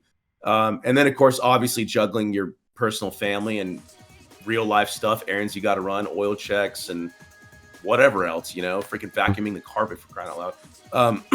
Tell me about it. We got fucking 3 pets, bro. Yeah, well, there you go. There's a reason why I do not have any. I don't even fucking sit on my couch anymore right now, dude. It's just I can only imagine, man. I can only imagine. Carry a lint roller in my back pocket. Yep. But no, it's I think that's probably my biggest opportunity / weakness that I'm trying to work on. But one other, like, kind of, then there's also these trivial small things, like like I'm gonna harp a little bit on Light. She doesn't do this, but when people come in and request nothing but metal, like nonstop. Like for example, when Light comes in and requests metal, that's fine. I mean, that's my girl. I'll take care of her. But what she may she's not fucking know, dumb, dude. No, I can't. Okay, let's be real. I freaking hate this girl. I hate this girl. Dude. You know, she's dumb and she smells bad too. Yeah, she did. I didn't want to. Don't ever get in a fight with her though, man. Those 9 inch nails. I don't even know how she met Chris while she smelled so bad, dude. She did. She never takes showers. But no, but like that, I'll never forget one of my streams. There was too much metal, literally too much. And I said, all right, guys, I literally threw up both middle fingers and I said, fuck you, I'm out, I'm done. I shut it all down. It was too much. The challenge with that is that they were paying customers in that sense, right? So I had to deliver, and I went through the whole thing. I didn't interact with chat. I was focused. All right, next song. All right, cool. Next song. And y'all, I'm telling you, when I'm do that, it's usually one of two things. Either A, I really am trying to get through the queue as quickly as I can. It's nothing personal. Or B, my community is destroying me and it's actually not even funny anymore. I'm not having any fun. And it's a job. You are turning it into a job. I know this. Miss Go, do you hear what this man is saying? You hear what this man is saying right now? This is exactly how I feel all the time. It's 100%. And yeah, like, so I'm on the same page kind of too. Like, dude, there's an OCD in me where I'm like, I gotta finish the list. Yeah. Very rarely do I cut a stream off until I actually finish off my request list. And you know, I hate it sometimes because if I don't get requests cut off soon enough, I'm like, fuck, I wanted to be off like 30 minutes ago kind of thing. But you know, like you're saying, I fucking, they're paying customers at times, and you know, they're here to support, and like they deserve that. And sure, that's on me for not getting requests cut off like when I wanted to, type thing. Of course, you know, there's things that are easy to distract with, like you get host and maybe you have like a crazy hype night and you're like, oh shit, I've been streaming for this long, I need to get the fuck out of here. But yeah, dude, the vibes were like, oh man, we're like on front page, and then I'm like supposed to do a live learn, or man, when you got over, I don't know, maybe it's just a little different for me, but when I got like over 1,000 songs on the list, I ain't trying to learn all these technical songs anymore. Give me the simpleton things, because my brain just hurts. the show must go on. However, if said performer cannot even perform, there is no show. Period. I mean, it's just that simple. It's like what happens when an unstoppable force meets an immovable object. You know, it's kind of like that. What happens? And that's where, you know, at least what happens with me. 2 middle fingers up, guys. I'm done. Piss off. Sorry, don't care. No refunds. You know, whatever. But that, I mean, I've only done that once on Kick so far. But I think my community was like really woken up. Like, oh shit, he's serious. Like we broke him. Yes, you did. I have no problem admitting that. But I mean, at the end of the day, like, I mean, that's also, mind you, to be specific, I was also drumming 5 nights for 4 hours every single night. And that was my own doing after being a father, husband, and working and kind of easing my way out of jobs and so on. So I kind of brought it upon myself. But then I changed it up to 3 days a week and trying different, you know, time frames and stuff like that. But look, nothing against metal. I'm busting everybody's balls and ovaries when I say this. I mean, I do enjoy it. Don't get me wrong. And of course, favoritism here. Light's my favorite. But when you guys see, I speak on Destro's behalf. When you start seeing certain things in the queue, and you can recognize, like, dude, this is ridiculous. This is ridiculous.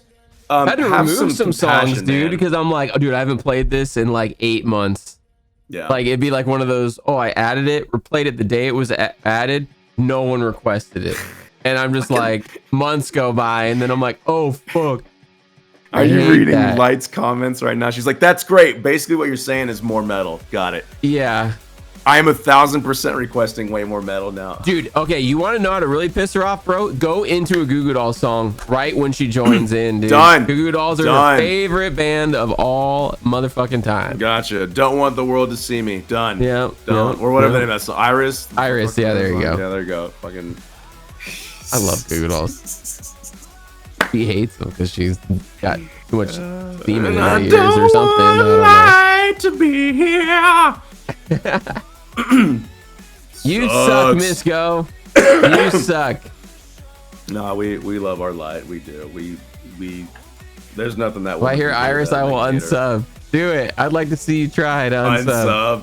That's funny. Reverse trolling, indeed.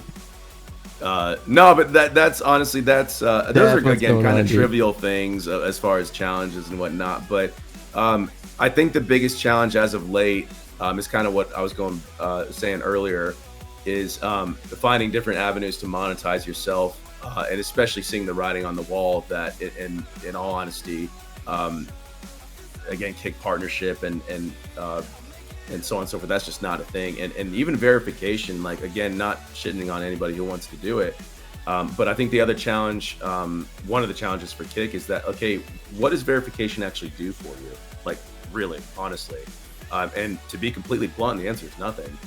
Sure, bragging rights, it shows that you put in the work. It gives you a little bit of notoriety in chat. Sure, and respect. But I don't believe there's no additional emote spots. Is there? No, it's literally just a badge, to my knowledge, unless they're working on something else. But But I do like the the passage to entry in regards to affiliation, like to get that 95.5. I mean, that's why most of us are here. Yeah. Once you get that 75 follower mark, and it's very easily attainable. But yeah, as far as the metrics for verification and partnership and everything else, like in this category, Des, we've talked about this so many times. I will boldly say partnership. It's unattainable. Not with the current metric. Impossible. Yeah, and not unless you're. And here's something else I'll be honest about. Not unless you're going to manipulate or cheat. I'll say that. I agree. And I refuse to do that. That goes against my character. I will never, ever do anything in that world. Yeah. Needless to say. So anyway, that's just my opinion. Yeah, I'm 100% with you, and I agree as well. There's been, it's rough, man. Especially seeing some of it from the outside looking in, kind of thing. You just kind of like, I don't know. You just kind of gotta move past it, unfortunately. But yeah, and that's what I've done for the past few months. That's why I'm going out and trying other things, and so on and so forth. And I encourage anybody to do that. By the way, Office Drummer actually said something really interesting last night or yesterday that really made a lot of sense to me. And he said, I don't look at. I'm totally not doing this any justice, but he said, I don't look at certain platforms as you should do this on this for that reason, blah, blah. He's like, I look at it as I am the platform. People come to me for my content, and where I am, wherever it may be, that's it. And I'll monetize and capitalize on that to the best of my ability. And we've heard something similar to that, but the way he worded it is like, hey, I'm the platform. Yeah. And to a certain degree, that's true.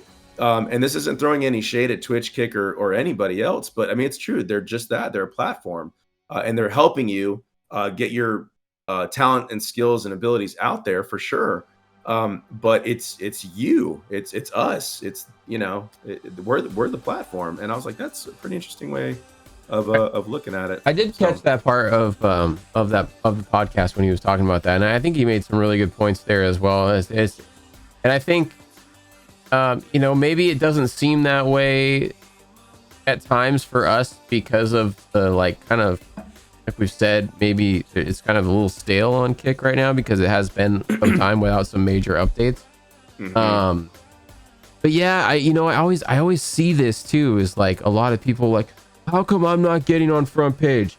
Kick always says they're helping out the smaller streamer, but I'm not getting on the front page, blah, blah, blah, blah, blah. And like, I understand where they're coming from, but at the same time, it's so funny how so many people are quick to blame the platform. Exactly. When really, maybe it is your own content that just because you're chatting, just because you went on Call of Duty and you're chatting with your friend in Discord and maybe placing 16th in the match you did, so you're not even that good at it. Maybe you shouldn't be on the front page. Yeah, but no, that's a very valid point, man. And I'll add on to. I'm sorry, I totally interrupted you. Finish what you're saying. My bad. No, that was kind of just really the point I was making. Is just, I think a lot of the times we get so caught up on what can the platform do. What should I be focusing on what the platform can do for me? When really, if you spent more energy, and that's kind of what I think me going full time over the last several months has really taught me is I can't rely on anything else. Like this is I have to build my community, not Kick's community or Twitch's community or whatever platform I'm on. The whole thing is a community, whether it be in the Discord, whether it be on Kick, whether it be followers on YouTube or any of that stuff. So yeah, front page is nice. I will say, I think, I am sure a lot of people can probably take what I just said. Oh, well, that's easy for you to say. Musicians are getting on the front page. And I will say the music category is lucky. I do think they show us a lot of love. But they're also understanding the uniqueness of that category. Like you were saying, not everybody wants to watch the same video game. And if the people that do want to watch the video game, they're already going to the popular streamers anyway to watch the best of the best play those games. Yeah.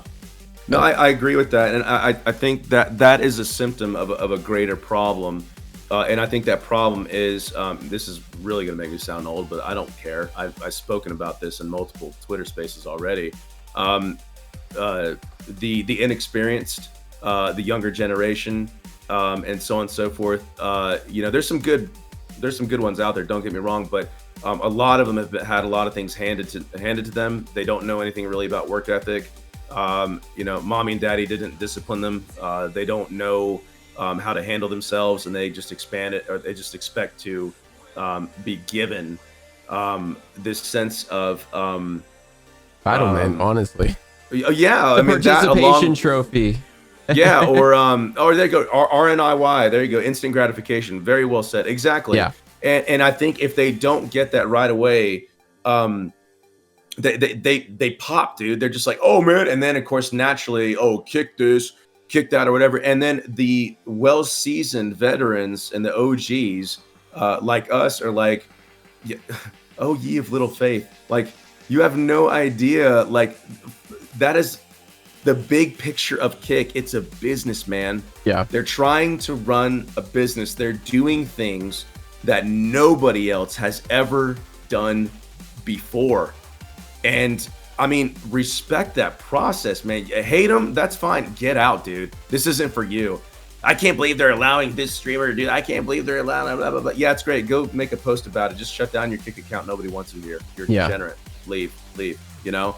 And that in turn, it just goes into all the keyboard warriors dogpiling on this and that. And that's what I'm saying. Like, I feel like Kick knows how to take it on the chin, man. Like, I mean, they've been beaten up, destroyed, dismantled, abused to no end. And I'm hoping that they have that due diligence and that persistence to be like, we're going to take this and learn from it as an opportunity, ignore the actual noise, pierce through and filter all this, and look at the actual constructive criticism and see how we can improve on that. And that's why, coming back full circle to, I feel like they're kind of in a, again, I use this word very loosely, but kind of a lull right now, because I think they're restructuring, reorganizing.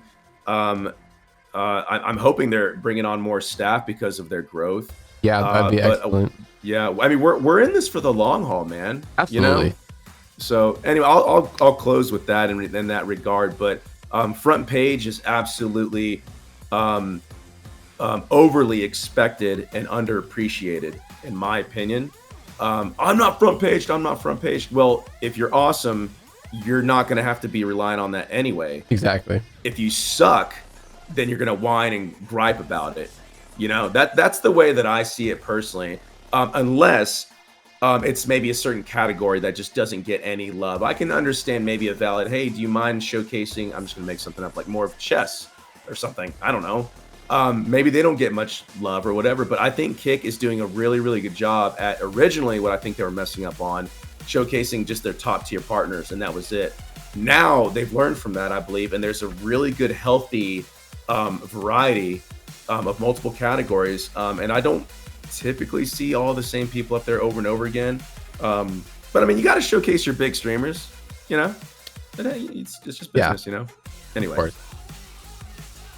Yeah. So I mean, it's going through all those difficult topics that we talked about, and even just a lot of the things going on with streaming and Kick in general. What kind of advice do you have for fellow streamers that are on this platform? To fellow streamers? Yeah, whether it be music streamers or even just gaming streamers or just chatting or variety streamers. So I would say, this is probably such an echo chamber. You guys have heard this a million times, but the biggest thing that I would say is, currently, of course, don't put all your eggs in one basket. However, what I think is very misleading that a lot of streamers say, I won't mention any names, but some even on this platform, that is very misleading and not true, in my opinion, is you have to go create an account here, get yourself out everywhere, blah, blah, blah. And I say, no, don't do that. Look at key select specific platforms that you think would be realistic and attainable to you, and make time for that. Do not overexert yourself. Do not overcommit. And don't burn yourself out, because just getting that stuff out there is so time consuming as is, on top of staying on top of notifications, alerts, messages, replies, and so on and so forth. Again, short form, long form, blah, blah, blah. List goes on and on and on. For me, I am laser focused on, in order, Kick, Twitter, my own personal Called X, dude. No, Twitter. Shut up.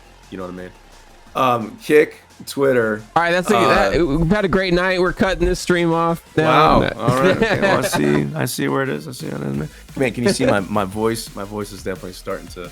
But I'm good, man. I'm good for the record. But notice how I even put Kick and Twitter over my own Discord server. We call it FlexCord, right? Those two are more important to me in regards to engagement in the world, whereas my Discord server is a minuscule little shrimp in a massive open ocean, right? And then right underneath that, believe it or not, is TikTok. I'm not doing Instagram. I will never do Instagram. I don't care for it. Facebook, I had it many years ago. Don't care for it. Anything else other than what I just listed is not going to happen. YouTube and Rumble. I do have a Rumble account. I do have a YouTube account. However, that's the place I think for long form. And I just literally don't have time for that. I can do my short form, and that's what I'm throwing up on Twitter. My point is this. You got to set yourself some realistic expectations and seeing, like, test run things. Focus on one platform first. Then look at how much time you have left, if you have any, and then go into the next platform that you think is important for you and capitalize on that. I was in a unique position because I had 0 followers on everything. I was like, okay, now let me be strategic about this. And this is where I start going into the business analytics of things. 95.5 on Kick, that's going to be my financial income. But as far as reaching out to people, Twitter, period. Now, to make it more personal, let's bring them to the FlexCord server, and I can talk to you like really, really like we're doing here now, you know? So those are my 3 mainly in that order. Again, Kick, Twitter, and FlexCord. So nice.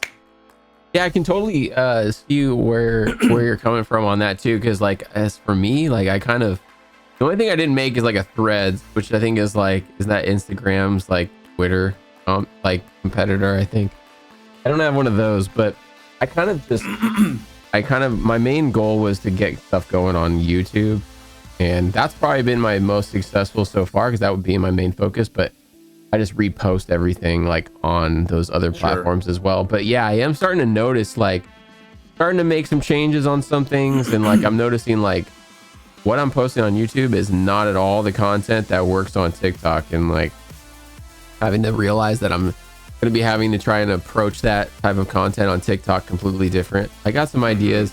I'm hoping it kind of works. I know that duet feature is like a huge thing.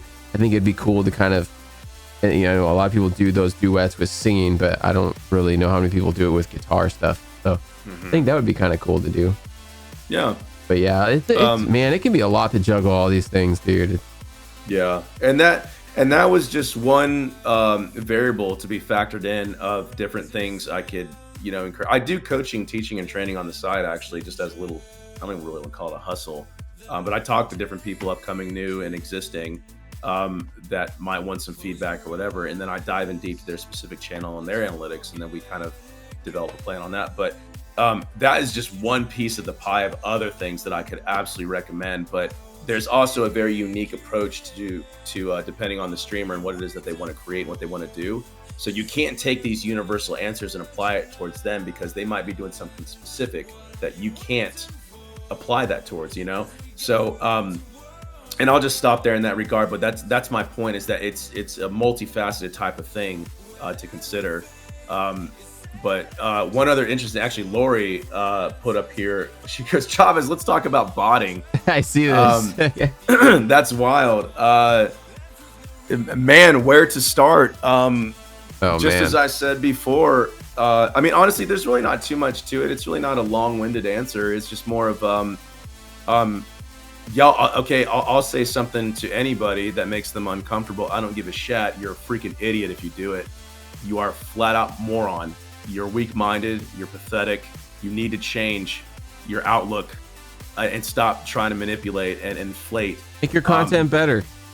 It's so ridiculous, dude. Yeah, instead of paying for a service and wasting your resources and your own money on something that long-term doesn't benefit you, think about it. Like, even if you get to where you want to be, Well, you're not going to be paying for that forever. I mean, realistically, or you shouldn't be. Shouldn't be. But then what happens when you don't pay for it, and then all that weird. disappears? Wow, this person only has 20 to 50 viewers now. They had like 100 plus all the time. Yeah, that's weird. How it's bad, man. It's running. It's so obvious too, man. Dude, it's like, bad. Dude, it's like so bad. It's like 2 to 5 people chatting, and 2 of them are mods. Yeah, and I have screenshot after screenshot after screenshot. Leader of Cola with the hose. Yo, leader, what's going on, dude? How's it going, man? Yo, we got Scooby in the house. Has been here for a little bit as well. Scooby, guys, can we get a follow for these 2 amazing people? Leader, how was your stream, dude? I saw some front page. Fucking for you, my dude. Shredding some guitar. Let's fucking go. Well deserved. Guys, give a follow over to Scooby as well, an amazing DJ that will not have to pay a part of the Twitch DCMA fine that is now coming down on Twitch DJ streamer. Yeah, right, Scooby. Dude, what is that? I'm actually curious on his opinion on that. I would love to hear what he has to say about that. But he's not really over on Twitch all that often. Yeah. Well, I mean, actually, he does multi-stream. But does multi-stream, anyway. Yeah. Yeah. Who cares about Scooby? This isn't his podcast. So. Anyway, Scooby, I love you, man. Y'all know how savage we are. Yeah. Scooby says, I seen someone bought and they got into the creator program. Just saying. Yeah, I feel like I've seen that as well. Well, let's talk about that. That kind of back to what I was saying. Destro, let's be real. If we wanted to cheat and manipulate, we could be verified. Oh, already easily. Yeah. And then then the we bots could probably would love my content. Your non-tent. But as far as the partnership program, I've seen it happen. And it's not like it happens all the time. But I will say that view bots are running rampant right now. Blink with the follow. Thank you for that follow on Destro. Welcome on in, Blink. But it's just lying. It's manipulating. It's not good. Nothing really good comes out of it. Honestly, trust me. It's a bad idea. It is crazy on Kick right now. But I will say this.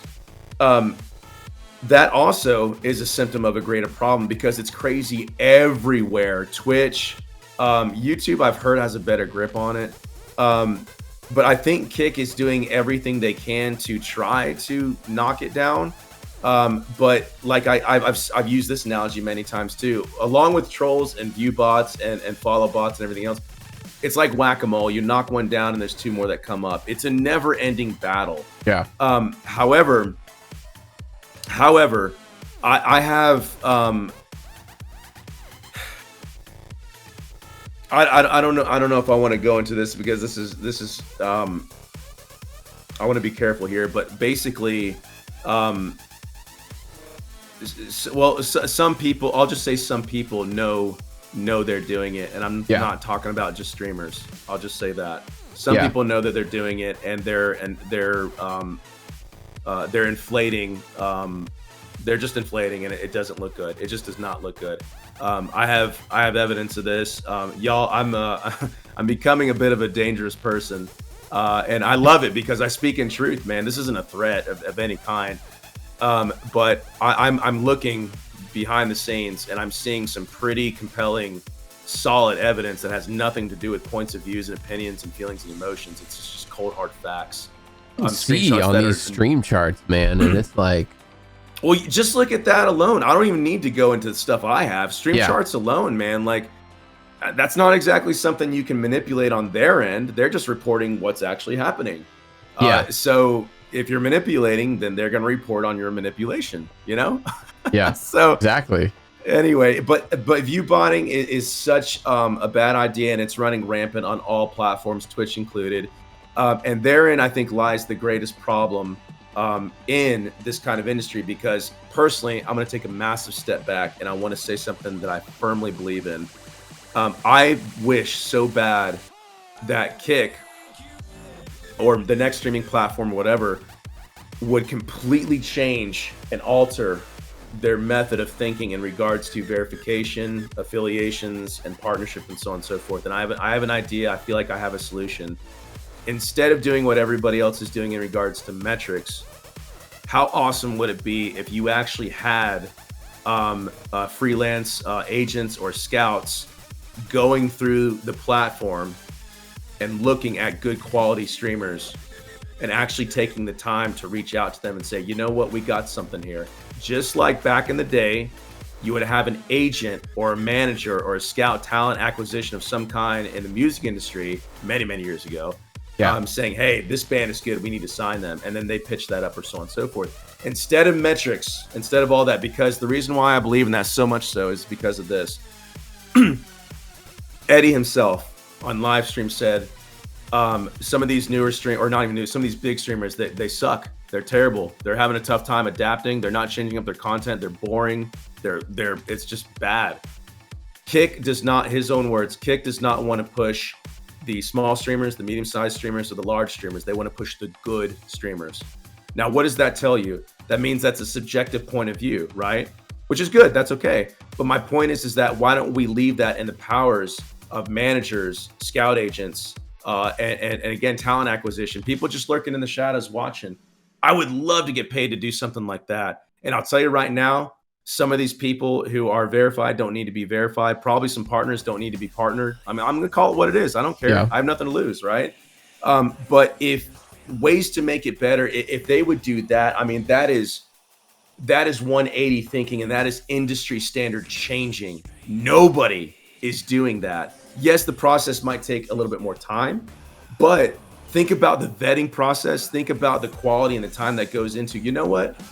Destro only has 200 followers, but look at his freaking production. Let's keep an eye on this guy. Let's add him to this list. And then maybe tier 1 support comes up to you and says, hey, Destro, man, I dropped in your stream. Can we talk more about where you want to go with Kick? What are your intentions? Let's have a conversation. It's just a hobby. I mean, I got a full-time job. Okay, cool, man. Thank you for your time. All right, let's take him off the list, you know, or whatever. Dude, I want to do this. I believe in Kick. I want to see it succeed. Okay, well, let's talk more about that. What's your path? What's your journey? Tell me a little bit more about yourself. Like, that's the stuff that I did as a professional consultant back in the day. I taught, I coached, I looked for local talent in various jobs and various, like, why should that be any different in the streaming industry? But nobody is doing that. Just a thought. And you make so many good points right there. I'll say this. I had a meeting with some people about it, and it hasn't happened. It just hasn't happened, and that's okay. It's their own prerogative. It's their company. I'm just a part of the platform. Yeah. It's not like I know what I'm talking about. I haven't been doing this for over 2 decades, but hey, whatever. I'm not prideful. I'm confident. I know what'll work. I fix systems. People would pay me big money to come into their system that I knew nothing about. I would look at efficiency, look at numbers, look at statistics, look at growth, look at decline, and I would fix it. And execution was so efficient, man. That's what I did. That's what I got paid money for. Yeah. So, anyway. Well, as Leader Cola says, Chavez may be a pee-pee head, but he big brain. Like I said, there's more to me than just a drummer. I just happen to love doing it. It's my exercise, and I love the savagery, man. That's what it's all about. Well, I think we can kind of fucking steer to like some of the less serious questions for sure to kind of wind things down. What are some of the things you do outside of streaming? You got any hobbies or any fun things you do? Honestly, man, as of late, and when I say late, I mean the past few. Well, I'd say Lori months, really. says jerk off. Absolutely, Lori, but it's mainly to you, Lori. She just went right up front with that question. I'm getting out of here. The pictures this woman sent me were just absolutely guys incredible. Have fun. You guys do that. All right, Lori, you are now unmodded. It's been fun. Someone time her out. What the fuck? No, honestly, I can tell you what I used to do. Believe it or not, I used to play racquetball. I used to. Nice. I don't go to. I'm not a gym rat. I hate going to the gym. This is my workout. If I'm not streaming, I'm being a father, a husband, or an offline content creator. I'm getting more involved. I am so submersed in this world right now. I'm interjecting myself in Twitter Spaces, trying to open up people's eyes to the world of streaming, the degeneracy and how that's being rewarded in certain cases. and how the younger generation needs to be taught and trained, the professionalism, the pros and cons of all kinds of things. Like just the other day, I put myself in a Twitter space and I requested to speak. And I had a connection inside of that space who said, hey, yeah, this guy's good. Let's bring him on. And I spoke for maybe about 20 minutes. And little did I know that I'm not making this up, there was senators in there was politicians, there was governors, there was entertainment gurus, there was heavy hitters. And I looked back and scrolling, I was like, holy crap, this person was in there. And that's how those connections are made. And now I'm not talking to them on a daily basis, but they followed me and I'm messaging them and they responded. And those are some of the things that I'll get down the road, some small announcements coming down the road. But my point is this, I am so laser focused on doing all of this for one reason and one reason only. No, that's not true. For one reason mainly, is to make sure that my wife doesn't have to work anymore and we can officially do, there it is again, hold on. There it is. So hopefully my wife doesn't have to work anymore one day. I can't wait to tell her, babe, we make enough, go ahead and quit your job. And then right underneath that, once my family's taken care of, is I legitimately wholeheartedly want to give back. I want to rent out a massive place and have mods, VIPs, other streamers come over. I want to throw a party. If I made enough money, I would love to have a cruise of some kind. Oh man, I want to do giveaways. I want to do like Mr. Beast stuff. I mean, that's really dreaming. Oh big, man, right? Wouldn't that be awesome? Dude, I just want to help, dude. But like my biggest thing specifically for the music stream, and Destro, you were right next to me when we talked to Andrew about this, and Thong, as a matter of fact, is like an actual Kick concert. Yeah. No outside influence. Kick doesn't have to pay a dime to have, I don't know, Dua Lipa or Taylor Swift or whatever to showcase their concert. No. Freaking Kick musicians. And I think I've been told that they want to do something, but I'll believe it when I see it. But I would love to oversee something like that. I don't even have to play, but to find the talent and to coordinate it and structure it and schedule it. Those are the kinds of things I would love to do, man. That'd be amazing. Love to do. So anyway. Wait, you mean it shouldn't be like TwitchCon where it's always the same like 8 musicians that play every fucking year, dude? No, man. That would I submit something and I know it's no point in submitting it, they're just like, they literally send me that email like, go fuck yourself. Yeah, another reason to leave, I suppose. You're right. Leader of Cola, thanks for dropping in, man. Thank you for that raid. Much love. I know you got to get going. It's getting late over there, it looks like. Anyway. Yeah. Leader, thank you again so much for the host, man. Much love. To get some sleep. And guys, can we get another shout out for Leader of Cola? Awesome musician as well as variety streamer here on Kick. Speaking of bands, or you mentioned Kick bands or whatever, what have been some of your favorite all-time bands that you just enjoy listening to? God, that's always a tough one. Tool is always top of the list, number one, absolutely, for obvious reasons, especially drumming. But also as I don't even want to call myself a guitarist, but as a guitarist, I can appreciate the transitions. Adam, what he does on the guitar. Justin as a bassist, Maynard, of course. Good God, dude. All four of those guys are just powerhouses and masters of their craft.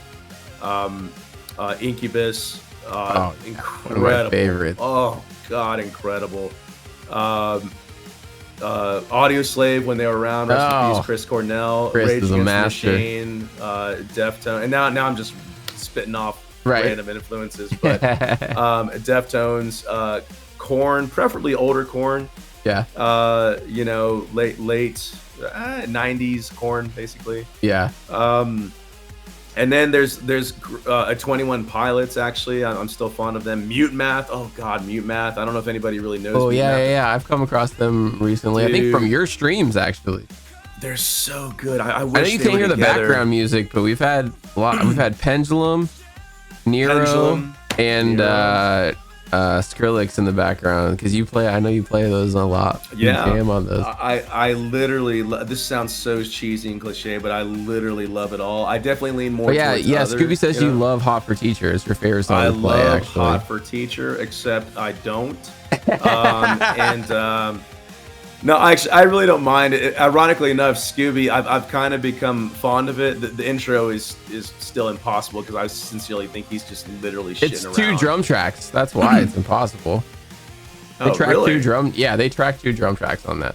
Well, that explains it. Thank you, Scooby, for like hardcore trolling me, and I didn't even know it was to that extent. It's yeah. Freaking D-bag this guy. Like, why even do that? Like, I'm curious how I they don't did it know. live. I don't know if he transposed what the double like tracking was onto the toms or what, but Literally freaking Goro from Mortal Kombat on the drums. I guess. What the hell? I don't know. Multiple with his layers. $500 sunglasses.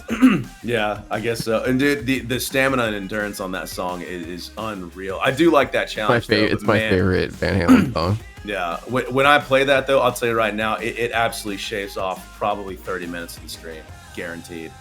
Just playing that. But yeah, no, I mean any of those bands, I love Beethoven classical. I jazz fusion, EDM, pop, bluegrass, Nickel Creek, Okay. Chris Ty. Dude, I mean the list goes on and on. I have a soft spot for pop. I love pop. Rhythmically, there's just so much you can do with it. And you can even create some hard rock riffs with it. Pop and metal, they really do go hand in hand rhythmically and syncopated patterns and rhythms. And then, of course, musically, I mean, all you need to know is know the major chord that the song is in, and then you can just dilly-dally on that all day long. But yeah, no, man, I'd say Tool, Incubus, and Rage, if I had to choose top 3 in that order, Tool, Incubus, and Rage Against the Machine. Rage Against the Machine was the tightest band I think ever, in my opinion. They're just so solid, so simple, nothing crazy. You see them live? God, no, man. No. I have a lot of their live recordings. I have my own media server that I added them to, but no, I've never seen them live. Oh man. I wish. What's been your all-time favorite concert you've ever been to? Honestly, I'd have to say Tool. I've seen them 5 times. It never gets old. They do this awesome thing where they well, I can't say this for sure, but they find a local band within the city, and they showcase them and they say, hey man, let's find somebody, let's give them some love. Like, they're good guys, man. They're savage on camera, but they got good hearts, man. That's awesome. But yeah, Tool, man. Do you think I like Tool? Yeah. You are a Tool, so I mean, that What a dick! What a freaking dick, man. So with those being, you know, some of your favorite bands as well, would you also say that those were some of your top musical influences, or do you have like for some particular drummer, like who would you say your most influential drummers that inspired you to just keep going? Yeah. So yes, and yes. Musically, my songwriting skills, I'll say, in fact, I'll sidestep from that. Every musician who actually writes has their default, their go-to, their groove, their style, their feel. Facts. When they write that, then they're like, okay, I know this is my go-to, and it probably sounds like other things that I might have written before. Now let me try to change it up. Mine is hard rock as a whole. Hard rock. I don't really want to say metal, but hard rock. Now, back to your question. The reason why I'm saying that is that in regards to influence in general, the complexities of Danny Carey from Tool really, really stretched my mind to utilize 4 limbs and 4 different patterns in a way that's like man, it keeps me sharp. Like, it's just unbelievable that he can do that. And of course I try to mimic that and mirror that. If you actually watch my play, or watch me play, you'll see some interesting patterns arise. It's kind of rare only because this is no offense to anybody requesting these songs, but like pattern wise, a lot of the requests I get are typically 4/4. Yeah. And time signatures. Yeah. And so you'll see me play. I changed it up a little bit, like so it doesn't lame ass sound. silver chord that you got requested. Yeah, like that band freaking blows, dude. So They suck, bad, you know? bro. Their drummer is the worst. One of their guitarists. I don't know dude, who would wear a shirt of their drummer. He's just fucking. Yeah, he's an idiot. God awful. Moron, freaking just trash, brother. Gutter trash. No, but like, you know, and I'll do my thing or whatever. But like when I'm really challenged, not full on prog metal, but like really challenged in Danny Carey's way. Man, that challenge is awesome. I love it. But anyway, Carter Buford from Dave Matthews is unbelievable. Absolutely unbelievable. Thomas Lang is so freaking good that he's not even dedicated to any one band.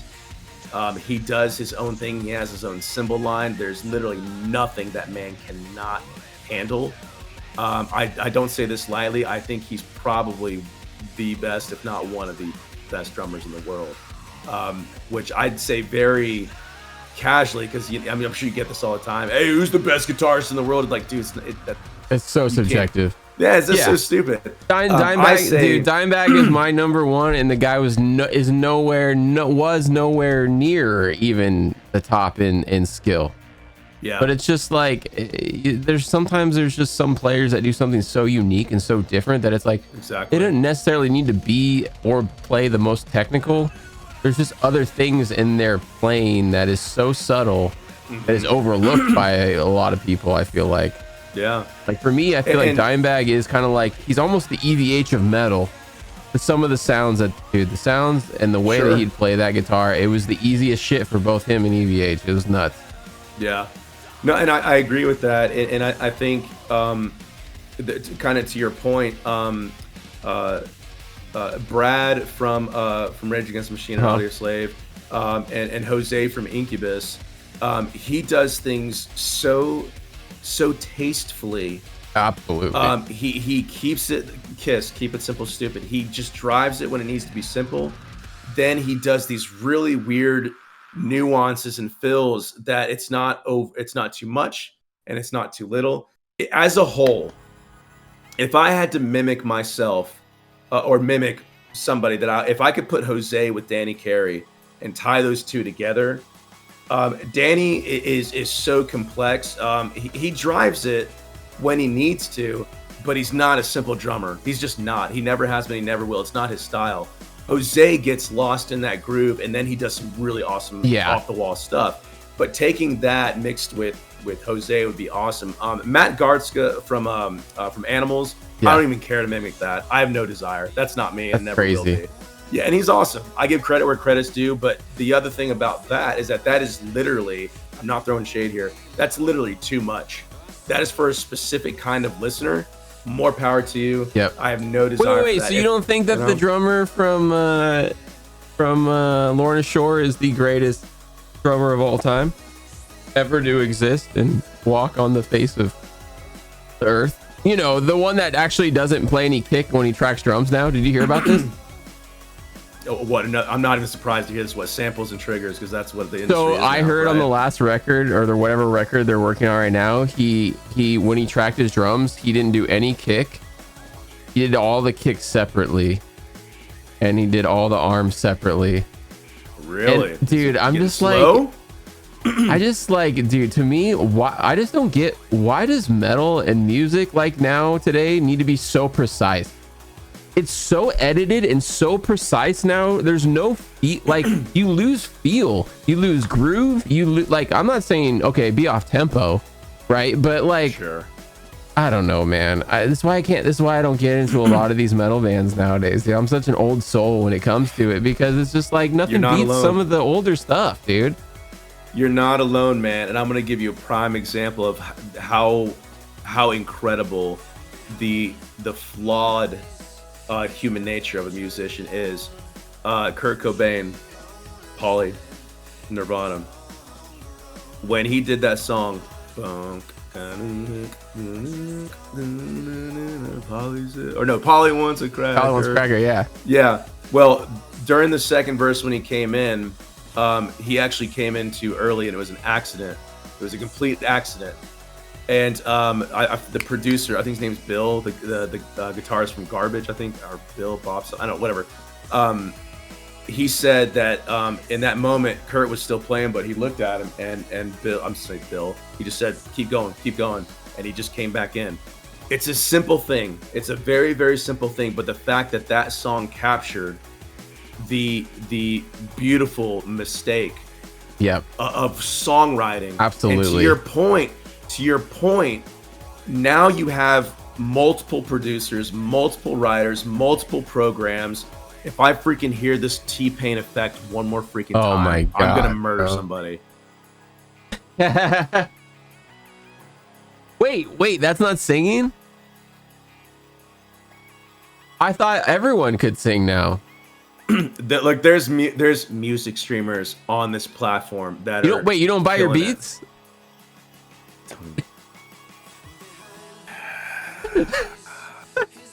Look, I'll tell you. Drummer on Kick buys beats. Absolutely. Absolutely. No doubt about it. Dude, like there's so like the back to the Underground Uprising season 1 with JL Savant, which I love that man, by the way. Y'all go give him a follow. He was definitely he was surprised, very surprised at this process. And I'm not being mean, but he's new to that process, especially collaborations. Mm-hmm. He's newer to writing music, and he's doing his thing, and he's learning, and he's growing. And he's like, dude, how do you do this stuff? I'm like, dude, it's just like anything. You practice for so many years, and it just becomes natural for you. But everything drum-wise, he even hinted, or I didn't even hint, he even said once, he's like, so are we going to buy our beat? Or, do you want me to start digitizing something or whatever? I was like, shut your mouth. We're not. I love JL. JL's awesome. Yeah, Savant's amazing. I love. He's that a great dude. I love him. Yeah, he's awesome, man. But you could bring up a great point. Dude, I am gonna be completely honest. Before Kick streaming and like the Underground Uprising, like literally like maybe a month before, I didn't even know buying beats was a fucking thing. I had no idea this was a thing. Oh yeah. And it kind of just shattered my like the songwriter in me just felt so distraught. Like, dude, like this is where we're at now. Like, I get it. Oh man, this guy made this beat. Like, I'm gonna rap. Like, but I don't know, dude. There's just something that, like, to me, there's a whole magic in the songwriting process, whether you're making beats, whether you're playing live instruments, or whether you're just, you're creating a piece for even if you're creating a piece for somebody else, like, I don't know, man. I just feel like, especially if you're going to be putting vocals over it, I feel like having a better connection to the music personally that you either created from your own emotions is just going to be 10 times better no matter what than you just picking a beat that you have no connection to. You're like, oh, I think this sounds cool. Because, like, you were asking me today, actually, when you had played some Silvercord songs, you had asked if I wrote any of the lyrics. Cameron's got a weird thing. At first, it was weird to get used to, but the guy slays at lyric writing. He doesn't sing anything that he doesn't write. I know it sounds weird, but like, he just doesn't feel like he sells it as well, like, because it's not coming from his heart. So everything that we've ever done, all the lyrics are him. But man, being able to have like him in the room and then like hear the pieces that I wrote and the moods that I was feeling and him transpose those in the same relatable like light, and man, I mean, dude, that's magic, bro. It is, that's man. And that type of feeling is so hard to capture. And man, when you do capture it, you just want to strike that again and again, because it's such a unique vibe. Yeah, I love that. And that goes into authenticity and natural creative artistic ability, which is lacking so heavily in the music industry specifically. Everybody, I use this term all the time. I mean, everybody's doing what everybody else is doing. It's just a copy of a copy of a copy of a copy. There's just nothing there. And that's why I respect bands like, for example, Rage Against the Machine, where, everything was raw. It was gritty, including mistakes. That band is so tight. I mean, of course they had a click track. I mean, everybody has a click track, but they're so tight that they even captured any of their mistakes. And you probably wouldn't be able to figure out what those mistakes were. I dove in deep, and I had to explain to me. There's this like behind the scenes kind of thing that I watched. Really interesting documentary, but how they do that and that light is just incredible. But to your point, I'm even going to one up that. Buying beats is one thing. It's getting so bad that now even AI is able to create something for you. And awful, bro. That is newer. That's not a perfected technology. Buying beats is one thing. If I wanted to sell my soul right now, I could do that right now. And some people are like, why don't you do that? Because I don't believe in that, man. Yeah. I don't believe in that. I'm not going to have somebody else utilize my talents and abilities and the fact that they're lacking creativity. I'm not going to add to their skill or lack thereof. I just don't believe in that, man. I'll do it in the studio. You pay me. It's a business transaction, right? Yeah. And I'm helping you write and do something there. Yeah. But nah, man. Yeah. Just no. AI generated crap. It's crazy, dude. Guitars, I don't basses, know. vocals, whatever. Do you know Fitz Kean? Kean Fitz, acoustic guitars. Yes, he's Irish or Scottish guy. Yeah. Awesome he hasn't streamed for a while, but Kean was talking about that one time on his stream, and he played something that was an AI thing that was like apparently in some headlines or getting some momentum or whatever, and it was just like, it's scary, man. Especially when you even like, I mean, obviously we're going down some random topics going to this. No, I love extent, it, man. But I love like, it. even getting into AI video now, like where, dude, you and I know these fucking, how legit do these AI Trump TTS and Biden voices sound that we've been using lately? Dude, just look at Kickbot. Just to your point. Yeah. Just look at Kickbot. It's right. It's crazy. Yo. But they can't get the Kermit voice to save their life. The Kermit voice is so bad. Which I don't understand. Kermit's been around for like 60 years, bro. Yeah. What the fuck? Just change the pitch, lock it in, and then let it, do its thing along the way. But yeah. Scooby's emote of Kermit. Chat. No, it's wild, and I mean, that could go in another topic, but to your point, I think AI, just using that as a quick little side subject, like I think it's going to cause more harm than it is good. It can do some awesome things. And I'm not against it, but like anything out there, something that's created and invented for the greater good can absolutely be overly abused and exploited. And that is one of the things. There's a movie or two, or maybe even several movies about this topic. It's really weird. I feel like I had a dream about this once, actually. Kind of crazy. It's wild, man. It's wild. They just keep poking the bear, bro. They're like, yeah, well, fuck it, bro. Yeah, I don't think you can like again, for anybody watching this, whether this is thrown up on YouTube or if this is on Twitter or Kick, I don't give a shit because I just telling the truth. We'll put it on you. It'll be on YouTube once that's fine, it's man. Done. There's freaking degens on this platform, on Kick alone, and in Twitch and YouTube as well, that they call themselves musicians, and just because you're buying a beat and you're rapping over it, you're not a musician. You're throwing a beat with words. That's not even production. That's just throwing shit together, and then you see this, and it's usually rap, dude. It's just yeah. Bro, whatever, man. I mean, I'm a producer now, man. I bought this program, 2 weeks ago, and I just started rapping yesterday. But you know what?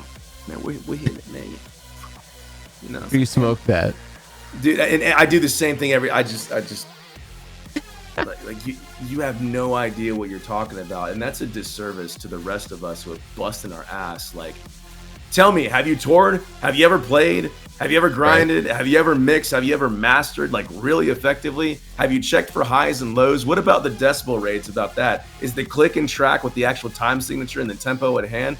The list goes on and on and on. Yeah, if you can even attest to any one of those, we can talk. Now, and to your point, there are some that that do know what they're talking about with some of that stuff. There's definitely different varying degrees of all this. Like, we're not trying to lump. Absolutely. We're not trying to say just because you do rap or hip hop that you're a part of this category. But no, you're trash. I'll say. No, I'm kidding. I'm totally kidding. No, he's right. I'm not talking about all of them, but there's many for sure. But there's some genuine, and you'll be able to know. Well, I like to think, Destro, I know you know. But for anybody listening, you can typically figure out pretty quickly whether or not it's legit. And it's good, you know. Yeah. But figure that out. So Tadron brings up a good question here. Actually, with the talk of AI that we were just having, does AI change how you feel about being a streamer, since you're contributing hundreds of hours of your own skill and style, knowing someone could be feeding into it an algo to replicate you? So essentially, like question. AI streaming, is that what you're? I know that talk has been talked about. Like, are there any AI streamers that are like actually making waves? Well, so that question, I haven't really thought about. Man. It's a very interesting question. I feel like there's a lot of tangents we could go off on this question, actually. Sure. Well, it could also be taken a few different ways, I believe, too. But the way I'll answer that is, just mass produced formulaic streaming content. Yeah. So I'll say this, Tay. I have given it just a little thought. I'm not going to be like, oh, dude, I think about that all the time, because that's a lie. But as it pertains to AI in the streaming space, I really actually think it has a long way to go to actually be something that is to gain any kind of traction, because at the end of the day, human beings want to have that human connection. I don't think anybody's going to go, I don't think most people will go to an known AI streamer to be like, oh, well, this isn't even real. Like, okay, well, I'm typing and I'm talking, but to know that it's an auto-generated message it doesn't have a real person on the other end. You ever seen the movie Her with Joaquin Phoenix? Oh. You know what I'm saying? I personally, I'm not worried about that. I don't feel threatened by that at all. I think it's very important, or actually, what am I trying to say? I think it's very unique that human beings are still going to tap into the human existence of humanity. And I just think that's so important. And at the end of the day, a system is only as good as a user that set it in place. So again, it's one thing to create AI. Now you have to implement it, and then you have to maintain it, and then you have to see the outcome of that, which is just a glorified guinea pig project for how many years, I will say that AI integration, what I do know, I'm going to be doing this very soon. Another one of my connections. I can say that AI's integration into streaming is going to blow up. It's already being utilized, but in a way to like Grim is a good example. It's something simple, but hey Alexa, play blah blah blah, whatever. It registers his voice modulation, right? He's named it, and he gave it a tone. He can even crack a joke, whatever. That's just scratching the surface. And the other things that he's working on, I actually have a little bit of insight on that. I'm not going to expose that because that's out of respect for him. But some of the stuff that he was showing me is just absolutely incredible. But anyway, AI in general and how that's being integrated into the streaming space and the streaming industry and the streaming world is we haven't even started. We really haven't fully started yet. But I am not worried about the long-term effects of an AI legitimate stream. If that answers your question. Yeah. That's a great question, man. Well done. Yeah. I would say I'm definitely on the same answer as you. I think where that would probably navigate to start. I don't know if you necessarily see music streamers affected by something like AI stream, or AI streaming, or whatever you would actually categorize that. But I feel like that would probably, the first type of category I would see that affecting would probably be those what is it called, where they're like a caricature. Oh, VTubers, yeah. I feel like that would probably be where you'd see the start of that. As far as AI being able to do anything, or we do in streaming, I think music category is, I think kind of what we do is unique. enough to where we're kind of safe for that for a long while. But man, I don't know. AI could be making changes overnight, and you'd be surprised. Now, is there things to use AI for to enhance?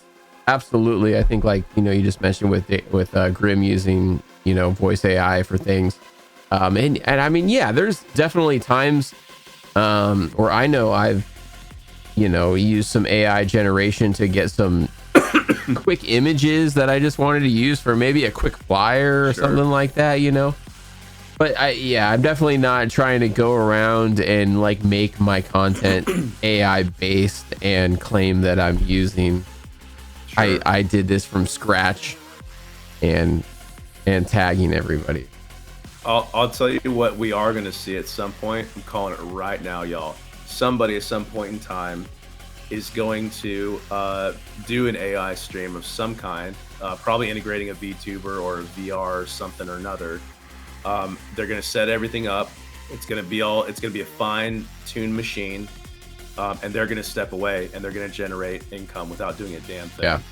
And they're going to think it's real, and they're going to be called out for it, and then they're going to lose all credibility. Calling it right now. Just saying. I'm ready for those. I'm ready to see. I don't get too involved in posts. I just like to scroll and read. Sure. That's it, man. That's it. Yeah. Great question, though. Yeah, that's a good one. Great question, man. Love it. Well, let's get back to kind of some of your background in music yourself. I assume you were in bands when you were younger. Yeah. So I that's a very, very. Also, let me know if you're running low on time, man. I don't want to keep you any later, dude. No, I appreciate that. I'm totally fine.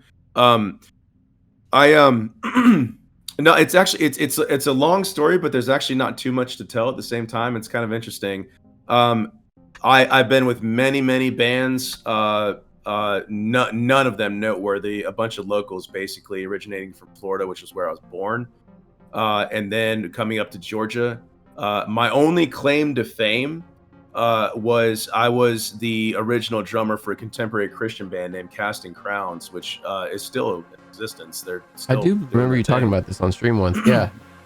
Yeah, they I mean, it was a cool experience. I was essentially a rock star at age 16. I moved out. My parents, I can't believe my parents let me go, but they knew what I was doing.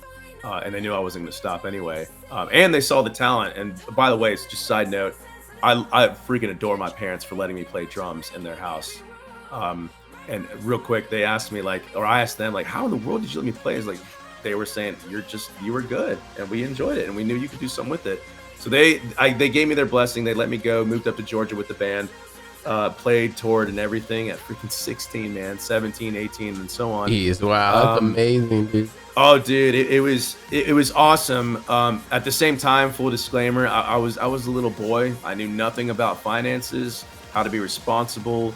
I had great work ethic. I believed in following up on your word and all that other stuff. But I mean, I was in a position of power and influence, and I didn't know what that was like. I mean, I just saw cute girls and praying from time to time and all that stuff. I didn't know how to lead. I didn't know what I was doing. I learned some really, really, really harsh lessons, extremely harsh, very early, very, very early in my life, including sleeping on couches and not being able to pay rent at 17 and 18 or whatever. But it was decisions that I made. It was poor decisions, and that's my point. And this isn't a sob story, but that's why I am the way that I am now, and that's why I'm so direct and firm and candid. Because I realize how precious time is, and I don't believe in wasting people's time, let alone my own. Yeah. Anyway, in a nutshell, honestly, I've done it all, man. Toured, produced, recorded, edited, played early mornings, late nights, long tours, playing the same songs over and over and over and over again. Favorite cover song that one of your bands played? Favorite cover song? Oh God. I would probably say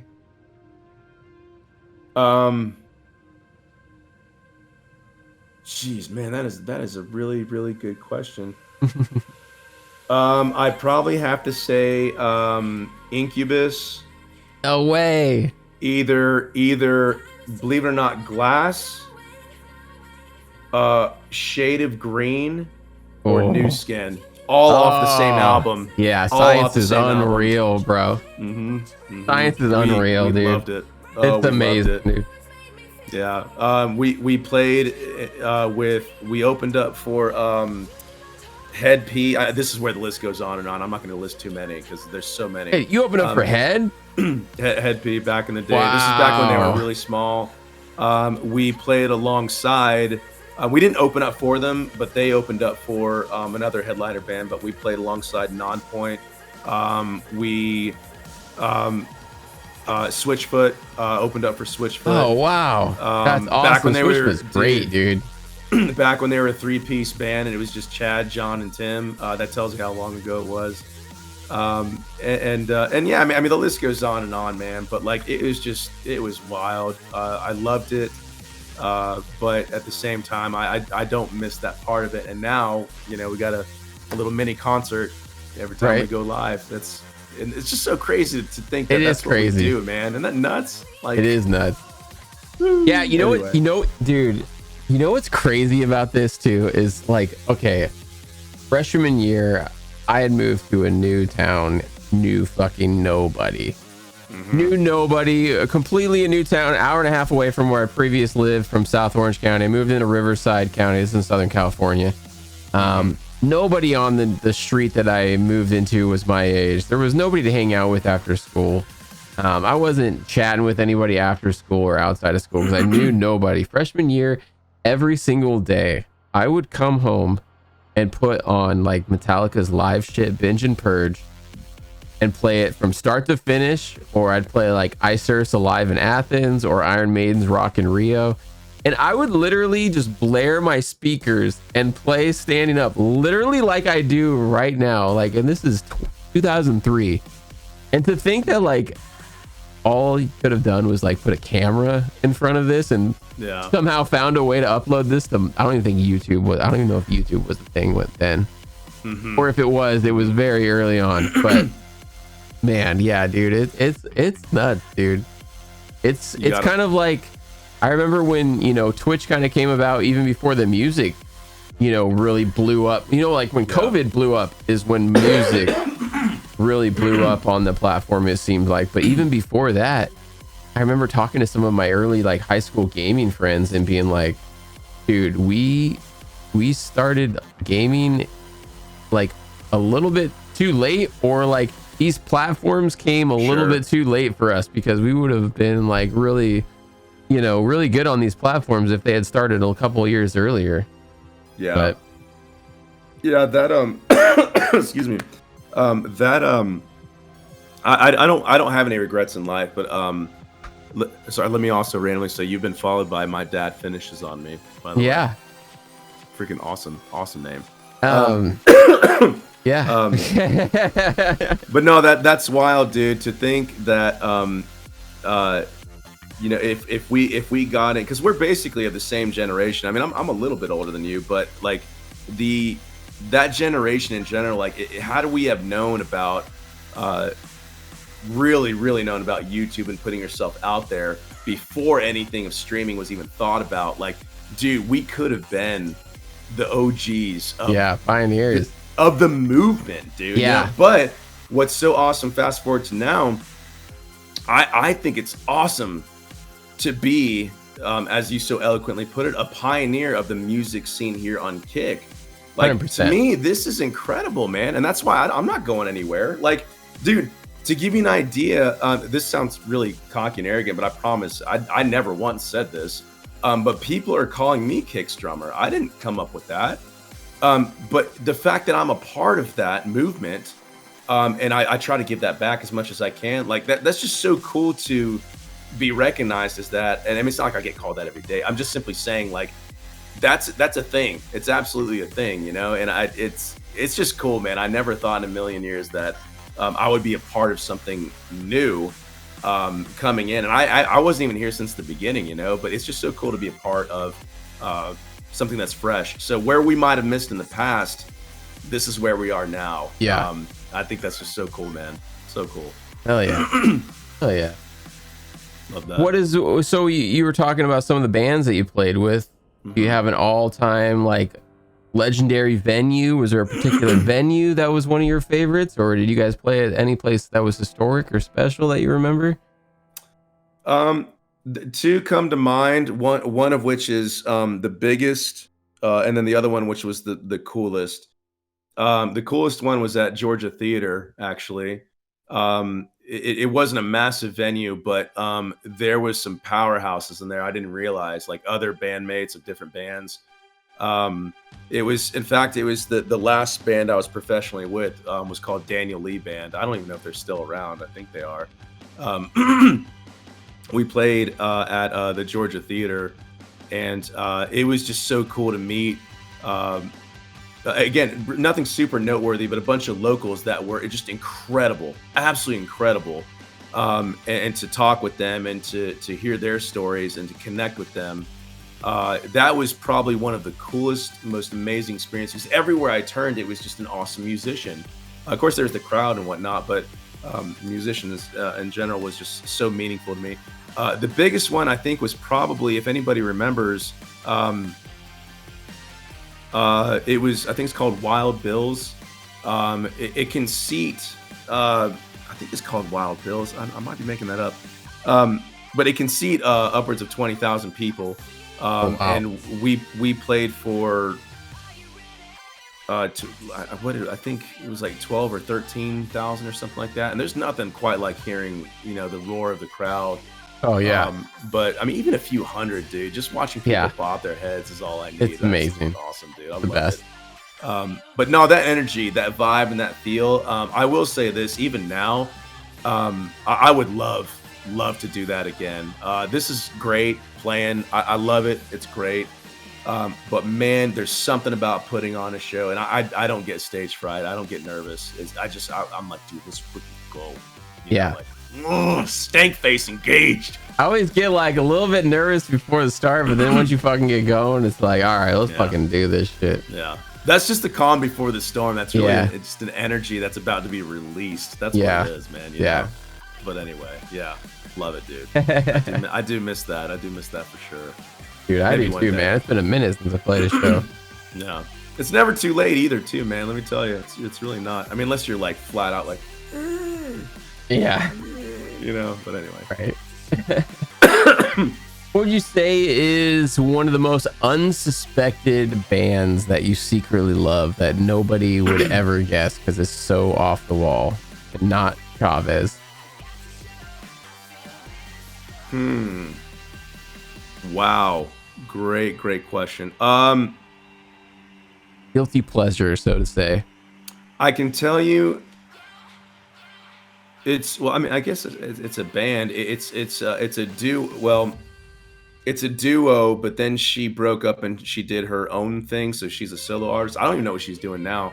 But Imogene Heap from Frou Frou, if anybody knows who that is, talk about no not idea. knowing. Y'all go check them out. It's Frou Frou, Frou. It was a duo. I think it was. What'd you call me? What'd you call me? I'll freaking dismantle you right now.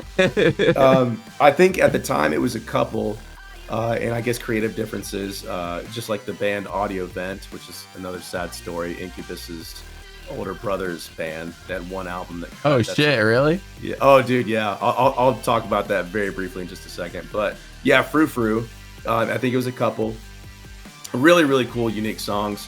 I don't even really know what to classify it as. Kind of an upgo, poppy, vibe groove, experimental electronica thing. And then Imogene Heap, the woman in the band, she did her own thing, and it's really good what she did, and it's her solo project as well. Her hit song, "Hide and Seek." If anybody's taking notes, she does this a cappella thing, strictly just her voice, and she layers it in a way that's just so awesome, man. It'll give you chills. In fact, I implore you, Destro, type it, search for it, "Hide and Seek." Do it. By Imogene Heap, Imogeanheap. If you just type in hide and seek, I'm sure she'll pop up. It's a really awesome acapella thing. That's just freaking awesome. In fact, you can play in the background if you want to. That's up to you. But going back to Audio Vent just real quick, I love telling that story, and it's very simple. But Brandon Boyd's older brother and Mike, the guitarist from Incubus, his older brother, they came together and formed Audio Vent with 2 other buddies playing bass and drums. And that album is called Audio. It's Audio Vent, and I think the name of the album is called like Dirty Sexy Nights in Paris or something like that. Have you ever heard of Audio Vent at all? No. Destro? I don't even know. Check them out. Actually, yeah, look them up, dude. It's a good album. It's a really, really good album. But they claim collectively, that they broke up because of creative differences, which is usually code talk for somebody's cocky and prideful and right. whatever. I hate that term, but they could have been good. And man, you will hear hints of Brandon Boyd. Yeah. In his voice. It's really awesome. I wonder if Cameron knows about them, because Brandon Boyd's one of his number one. Like Chris Cornell, Brandon Boyd, those are his 1 and 2. Yeah. Audio Vent. Look them up, man. Audio Vent. Really, really awesome band. I like to see what they're doing. I mean, they're not together, but I like to see what the members are doing now. Yeah, I just see the one album. Yeah. Or wait. Creative differences. Wait, latest single? When was that? Dude, that no shot that they just put a single out last year. No way. No. Hold on. Let me look at this, dude. Let me look at this with you. I got to stop everything, because I'm about to freaking flip my shiz if that's real. They put a single out last October. Of last year? You just spoke it into existence. It actually didn't even exist until you talked about it, and then it backdated itself. AI backdated itself into October. Backdated. Yeah, Dirty Sexy Nights in Paris, okay, and then Sleepless Machine. What?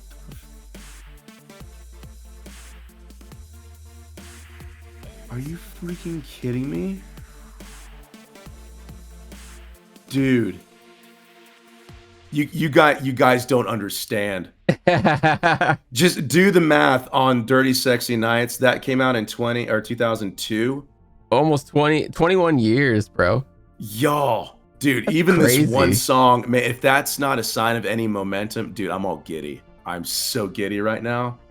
Dude, so many of these old school bands that broke up like years and decades almost even ago are starting to make these comebacks, whether it be in metalcore or like hard rock. Pretty amazing. All right, I'm gonna have to come back to that. I'm getting sidetracked. I can't, man. What are the odds? Just as I spoke it into existence. Crazy. AI Yeah, backdated exactly. it. AI it's probably an AI song, it. actually. It's not even real. That's so good, man. I freaking love it, man. Speaking of songs, what's your favorite song to play on the drums? You got an all-time? I'll say one of my favorites.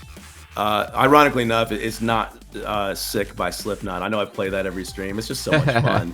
I do enjoy playing it, but it's not one of my favorites. I can probably say either "The Pot" by Tool or "Enema" by Tool. Once again, Beat Tool. Yeah, Beat It's a good song, especially the rock version of that song. That's a really good version for sure. You guys have heard that. Yeah, definitely Tool. God, Incubus has got some good songs though too, man. I don't know. Why did you have to ask me that, man? I don't know. I love that band, dude. I don't know. I've seen them live. Have you seen Incubus live? Yeah, right? I got to see them on the 20 years to the date of the Make Yourself record show in their hometown, dude, at the Greek Theater in LA. Oh my god. Dirty Bird with the host. Insane. Dirty coming in with the host. Holy shit. Well, I was literally just going to say that I was going to be throwing everything to the questions in chat, because I'm out of questions, y'all. No, it's all good. We asked all the questions. We hit all the important topics. So does anybody here in the chat got some amazing questions for Mr. Chavez here? Dirty Bird, how was your stream? Welcome on in, y'all. Happy Wednesday, everybody. Bro, I have to pee so bad. Go here. I'll entertain the guests. Go pee, man. Dude, did any of these chatters have a question here that you can get going on here? While I can listen while I'm peeing, you know? I don't have to be here. If you can stream it while you pee, you turn off your PC or leave it on at night. I definitely turn it on. Turn it off. Or turn it off, sorry. Yeah. Dirty Bird is asking favorite sticks. I'm a Vader guy. I actually choose the unpopular brand. They're known. I don't do ProMark. They're too weak for me. Vic Firth is pretty decent. And then there's the knockoff brands through Zildjian, of course. But I mean, they specialize in symbols. You know, I don't do their sticks. But Vader, Vater. Hey, wow, actually, they're right here. Man, these things are beat to shit. Specifically, the 7As, Manhattans, the hand selected hickory. You know, I really should get. In fact, hold on, I don't know if y'all can see this. I really should get some kind of sponsorship. I should look at that for sure. But anyway, yeah, Vader's, Vater. I should reach out to them for sure. I just told myself that. So there, I'm gonna do it. Done. Dirty Bird again. Thanks for that host, man. Y'all, we're just doing a discussions with Destro right now. Bear with me. My voice is basically shot. I'm a little under the weather. I'm fine. I'm in good spirits, but I sound worse than I feel. I'll just say that. But discussions with Destro is a podcast that he's venturing out and doing, and it's really cool to be a part of that. He's working really hard. Y'all show him some love, man. Give him some subs. Give him a dono. At least give him a follow if you don't mind. I'm sure he'd greatly appreciate it. So yeah. What is your favorite drum snare, Tom? I'm back. Thanks for the love. And yes, I like that. I like that question that BRM asked. What is your favorite drum snare, Tom? And like favorite drum mix? Probably an easier way to put it. Sure. So I can tell you, well, okay, blanket statement, electronic across the board, Roland. But I mean, that's one brand and that's all the same thing, right? I love what Roland does with electronics. I'm becoming very, very fond of electronic kits. It's still not the same. It never will be. Just saying. But I will say, overall, I think DW hardware with Sabian custom cymbals. You didn't ask that, but I'm telling you, so shut up. Probably DW shells too, with a pork pie snare and popcorn snare. Tightened really tight. I like that high crack, like Chad. Oh, you like that, like yeah, dude, the fucking piccolo snare, dude. Love it, dude. Austin is obsessed with that. That was like a huge like sound that we tried to go with on the mix for triggers for his snare. It's so good. Beautiful Disaster dude, really is an unreal man. Fucking. I love them. I love them. Snaps so good. It's like a marching drum snare, really. Yeah. I mean, you know, without that's insanely tight. But like, I have a customized golf ball 13-inch snare by Pork Pie, which is freaking insane. I still have it. It's all in storage. But yeah, overall, I think DW hardware and shells and everything else. Skins, Remo, typically. Evans, I don't mind Evans. Clear coats with some rings to muffle, or maybe moon gels, possibly. I really miss my acoustic kit, though. Maybe one day I'll bring it out again and I can really thrash. But for the sake of sound efficiency and obviously streaming, this is the way to go. I would play this at a live concert. I would. It's just not really preferred, but anyway. Yeah.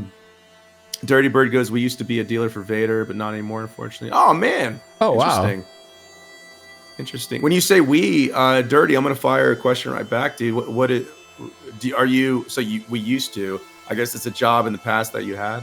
Let me know what that is, man. I'm curious. All right, Chavez, let's go down. Brass Tax. Who's your streamer? Fuck, Mary kill. Nice, dude, right? Since we're being inappropriate and my wife is asleep, I'm sure. To have intercourse with. Since we're going strictly off of such a gnarly question. No, that's fine. Hey, I'm an open book, man. To have intercourse with, strictly on a shallow surface level appearance, having nothing to do with the character, or their heart or who they are or their thought process, but strictly just how they look. On any platform or just Kick or what? I mean, man, I'm really gonna single people out if it's just on Kick. I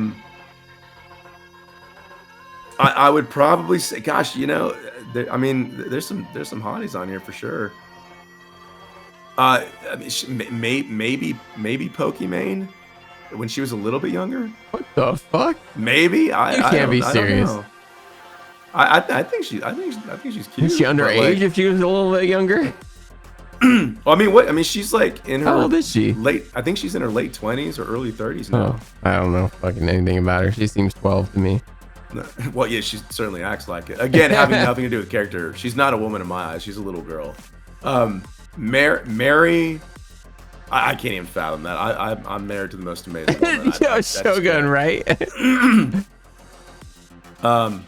Pokey, man, y'all are hating on the Pokey. Well, yeah, I mean, honestly, I can't give it choice ever, bro. I can't give it like that can't be your answer. I mean, that's what I'm saying. Like, I'm just kind of flying off the cuff. If I really had to think about it, like, I'm sure there'd be somebody, But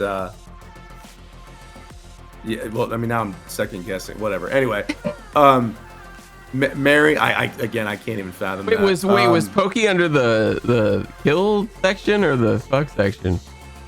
Oh no, that was the. I'm trying to be modest and not yell this out loud, but to fuck, yeah, have sex with. Kill. Who's the Mary? I didn't even hear that one. No, I'm not even gonna answer that. Oh, I'm not answering that one. No, freaking, I'm married to to my lady.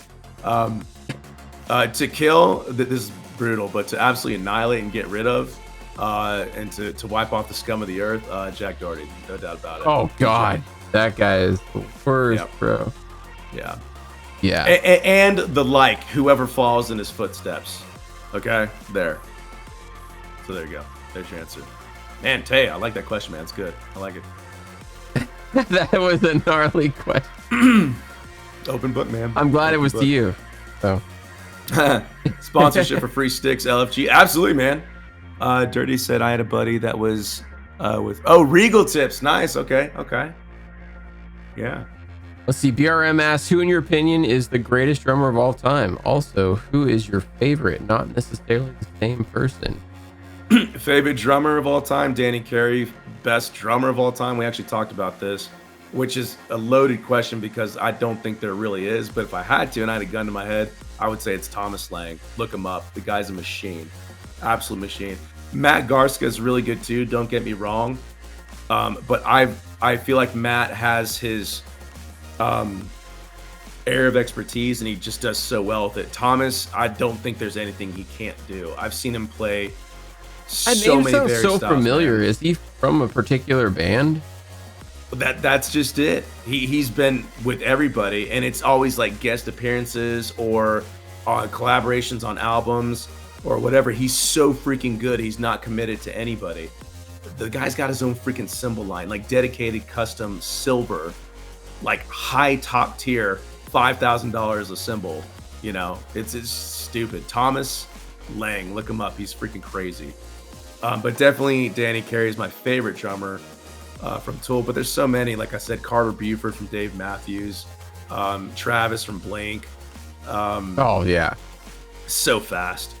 Darren King from Mute Math, very underappreciated. Plays on a 3-piece with 2 cymbals, and what he does with it is that's crazy. Here's the side thing. I don't know how much of a I don't know how big of an All That Remains fan you are, but All That Remains is good. Yeah. I mean, if you know their style, I assume you would think this is bizarre, but their drummer plays classical style, with the fucking backwards handhold. Really? So there's traditional, and then there's I'm sorry, traditional style. That's what it's called. Yeah. Interesting. Isn't that crazy for a metal drummer? Yeah. It's so nuts to watch. Yeah, I'm gonna have to look that up. That's so weird. I'm definitely gonna have to look that up for sure. Another drummer I'm becoming more fond of that I just recently learned about is what is it? Oceans 8 Alaska or Alaska 8 Oceans. His name's Oh yeah, Chris. Ocean's 8 Alaska is the name. Yeah. Man, I haven't heard that band name in so long. Holy shit. Are they still around? I think so, but I know the drummer's name is Chris something. Now I'm drawing a blank. It's Chris something, man. He's Chris Pokemon. He's unbelievable, man. He's so good. Dave is good. I think changing the subject real quick, I think Neil Peart is the most overrated, one of the most overrated drummers. Whoa. He's good, but I think he's way overrated. No, I think he's overrated. really? Oh, absolutely, man. So overrated, but he's good. I'm not saying he's not good. Okay, but why does everybody disregard cymbal work then? Dude, the guy's cymbal I don't work is disregard that at so all. crazy though. His Of cymbal course work is it's good. so unique. Well, if you really study his style, like really study, his showmanship is unmatched. That's great. But I feel I'm really gonna piss some people off here. I feel like he really leaned on that showmanship to really get his name out there, and then he was just over dramatized about how good he was. He is very, very good. He's way better than me, and he'll always be better than me. However, I think he's freaking overrated. You think Mike Portnoy's overrated? That's kind of. I think he's definitely probably most widely recognized. He's incredible too. I don't know if I'd say he's overrated, though. Do you think a lot of these drummers with large kits put them in that limelight because of the fact of how their kit looks and them having that much of an option on their kit? Sometimes yes, but that also goes into the overcompensation. You know, you're there for show, but you really lack the skill, and that's some of them. There's some of them that have that and they can play that, you know, and do that. But other people. Move this man! You also gotta understand that he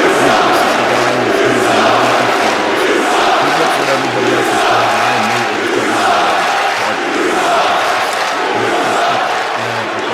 like if it's on the radio, I'll listen to it years later when it's not popular. You know what I mean? But the fact that I've studied Neil, and again, amazing, absolutely amazing. I just think he's freaking overrated, plain and simple. There. BRM brings up a good point. How about Tommy Lee, overrated as well? Absolutely. Yeah, I agree. Absolutely. I agree with Tommy Lee being overrated. Yeah. Yep. Scary Spider asked a very good question. What musician would you want to play with, alive or dead? Why don't we do this? Ooh. Why don't we answer one for each of those, alive and dead? Okay. Musician, so singular one. So that could be bass. It could be guitar, whatever. Ooh, here we go. Even vocals. Okay. Here we go. Alive. I guess it can't be any drummer, huh? Because you couldn't play with them. Well, I guess you could play bass. Yeah, well, I mean, no, I guess depends on it. So as it pertains to drumming, I'll stick with drumming. Alive, hands down, first person that comes to mind is Flea from Red Hot Chili Peppers. I would love to groove with that guy. Oh man, that would be stellar. Here's the second follow-up question: are you guys playing naked, or are you guys playing with clothes on? We just have socks on. Socks on your wieners. Yeah. That's it. Yeah. Yep. That's the play. Yeah. That's actually probably been the most important question of the night. Let's be real. But dead. I would probably. Wait, why is? So I just got a notice on Discord. It got really weird. Anyway, it's because you hate Neil Peart. Everyone's coming after you. You're getting hacked. So. I want to check your Discord. Might be some porno Discord links in there by spammed by somebody. AI's happening, man. This is it in real time. Dead. Let me know how the porn Discord is, though. Absolutely. I actually lead that. It's mine. I'm the one who owns it. Probably dead. I would probably have to say. Oh, here we go. Stevie Ray Vaughan. Oh, Stevie Ray Vaughan. Yeah. I'd love to tap into that blues, man. Snort some coke with him before his show. You know, sad story, man. He actually started turning his life around from drugs and cleaning up and being sober and stuff. And then he got in that awful plane crash and he died. Yeah. Like, it's a sad story. His brother Jimmy talked about it, and he went into fine detail. It's like he was really making his way back, and he was getting better because he wasn't so drugged up. And then that happens. I hate hearing those stories, man. It's so sad. Yeah, man, dude. Why have like plane crashes taken so many great guitarists, dude? Richie Valens, but Jim Croce, yeah, Randy Rhoads, Buddy Holly, I think. Oh yeah, right, yeah. He was on the same plane actually as Richie. I forgot. That's a sad story. They were on their way to a show. one of the guitarists from Leonard Skinner. Mm-hmm. Oh So man, sad. dude, that one is rough too. It was like half the band. Yeah, that's wild. You know, probably the craziest death story on the road tour, whatever, is Cliff from Cliff Metallica. Burton's. Yeah, that's What wild, a dude. Wild Story, man. I'll never forget that behind the music, dude. Yeah. Behind the music was the shit, man. Randy wrote, VH1. Sorry, I was reading chat. VH1 had some amazing Best music way show back. of all time. Oh, absolutely. VH1 Behind the music. Yes. God, they got to bring that back, man. Yeah, Hendrix They wasn't a gotta plane crash. Hendrix was an overdose, Yeah. but still, yeah. God, I'm sure we're such an missing old some. man, dude. I love reminiscing about this stuff. It's just Dude, this is, so this isn't something that has been talked about or anything on the channel, but me and a couple of the guys from Silvercord, we're actually looking to start up our own podcast where we're just talking music history. Like almost like, just, chatting about things like this, musicians that we're influenced by that have lost their lives, or, how, there's, they're like the Fleetwood Mac Rumors era. Like how much of a backstory behind that whole album is there with Right. that? Like those type of things are so interesting. Yeah. And dude, we haven't announced it or anything like that. There's nothing official. I have no idea if this is something that's going to be on Kick or if it's something that's just going to be like on our Silvercord YouTube. But I know we'd love to definitely have some guests to talk about music in the same type of historical asset that we like to talk about it with, because it's just always, you can go down so many conversations about so many things, and you can always find out new things that you didn't know about as well. So dude, I'm already seeing our first guest on that that podcast whenever that happens. I would love to, in return, actually, I would love to even ask your bandmates a ton of questions. I just love to learn, man. Right. I'm such, like I said, I guess I'm just such an old guy. I love to listen and learn and hear people's origin stories and stuff like that. But anyway, yeah, no, Spider, it doesn't have to be music, man. You can ask anything you want. And Destro, I don't want to hold you up either, too, man. No, you're good, I'm dude. Good, but I fucking wouldn't piss. My bladder's good now. We're good. I don't have the old man problem. BRM did ask what your thoughts on Scott Travis from Racer X story. Wait, what? Actually, I don't know who that is. Wait, It's pinned up at the top. So Scott Travis from Racer X. Never heard of Racer X? oh no, Paul no, Gilbert. Scott Travis. That band Travis is fucking crazy, dude. Wrote his riffs on the Heat. Interesting. Yeah, I'm not. I will say this. Full disclosure. Sorry to disappoint BRM. I'm the kind of musician that recognizes something when I hear it, whether it be, whatever it is. I'm not so good with names of songs and names of people. Unless there's a few, of course, that really stick out. Again, like, Danny Carey from Tool, and I've memorized this stuff because so on and so forth. But I've been so laser focused on the music that everything else just kind of falls secondary, and then it just kind of fades away in my mind. So be patient with me on that stuff, and you might be like, what? And then be like, yeah, you'll probably get a lot of that with me. Yes, I am a dumb drummer. Shut up. Speaking of code, going around this live stream, typing in his own chat. Yes, this guy's an idiot.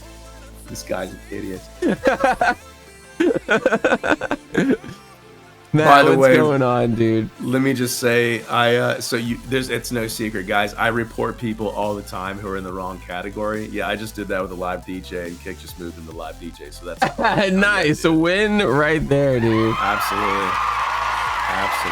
I'm gonna make sure to go live in the live music category, and I'm just gonna chat the whole time, and we're gonna listen to music together, and that's live music.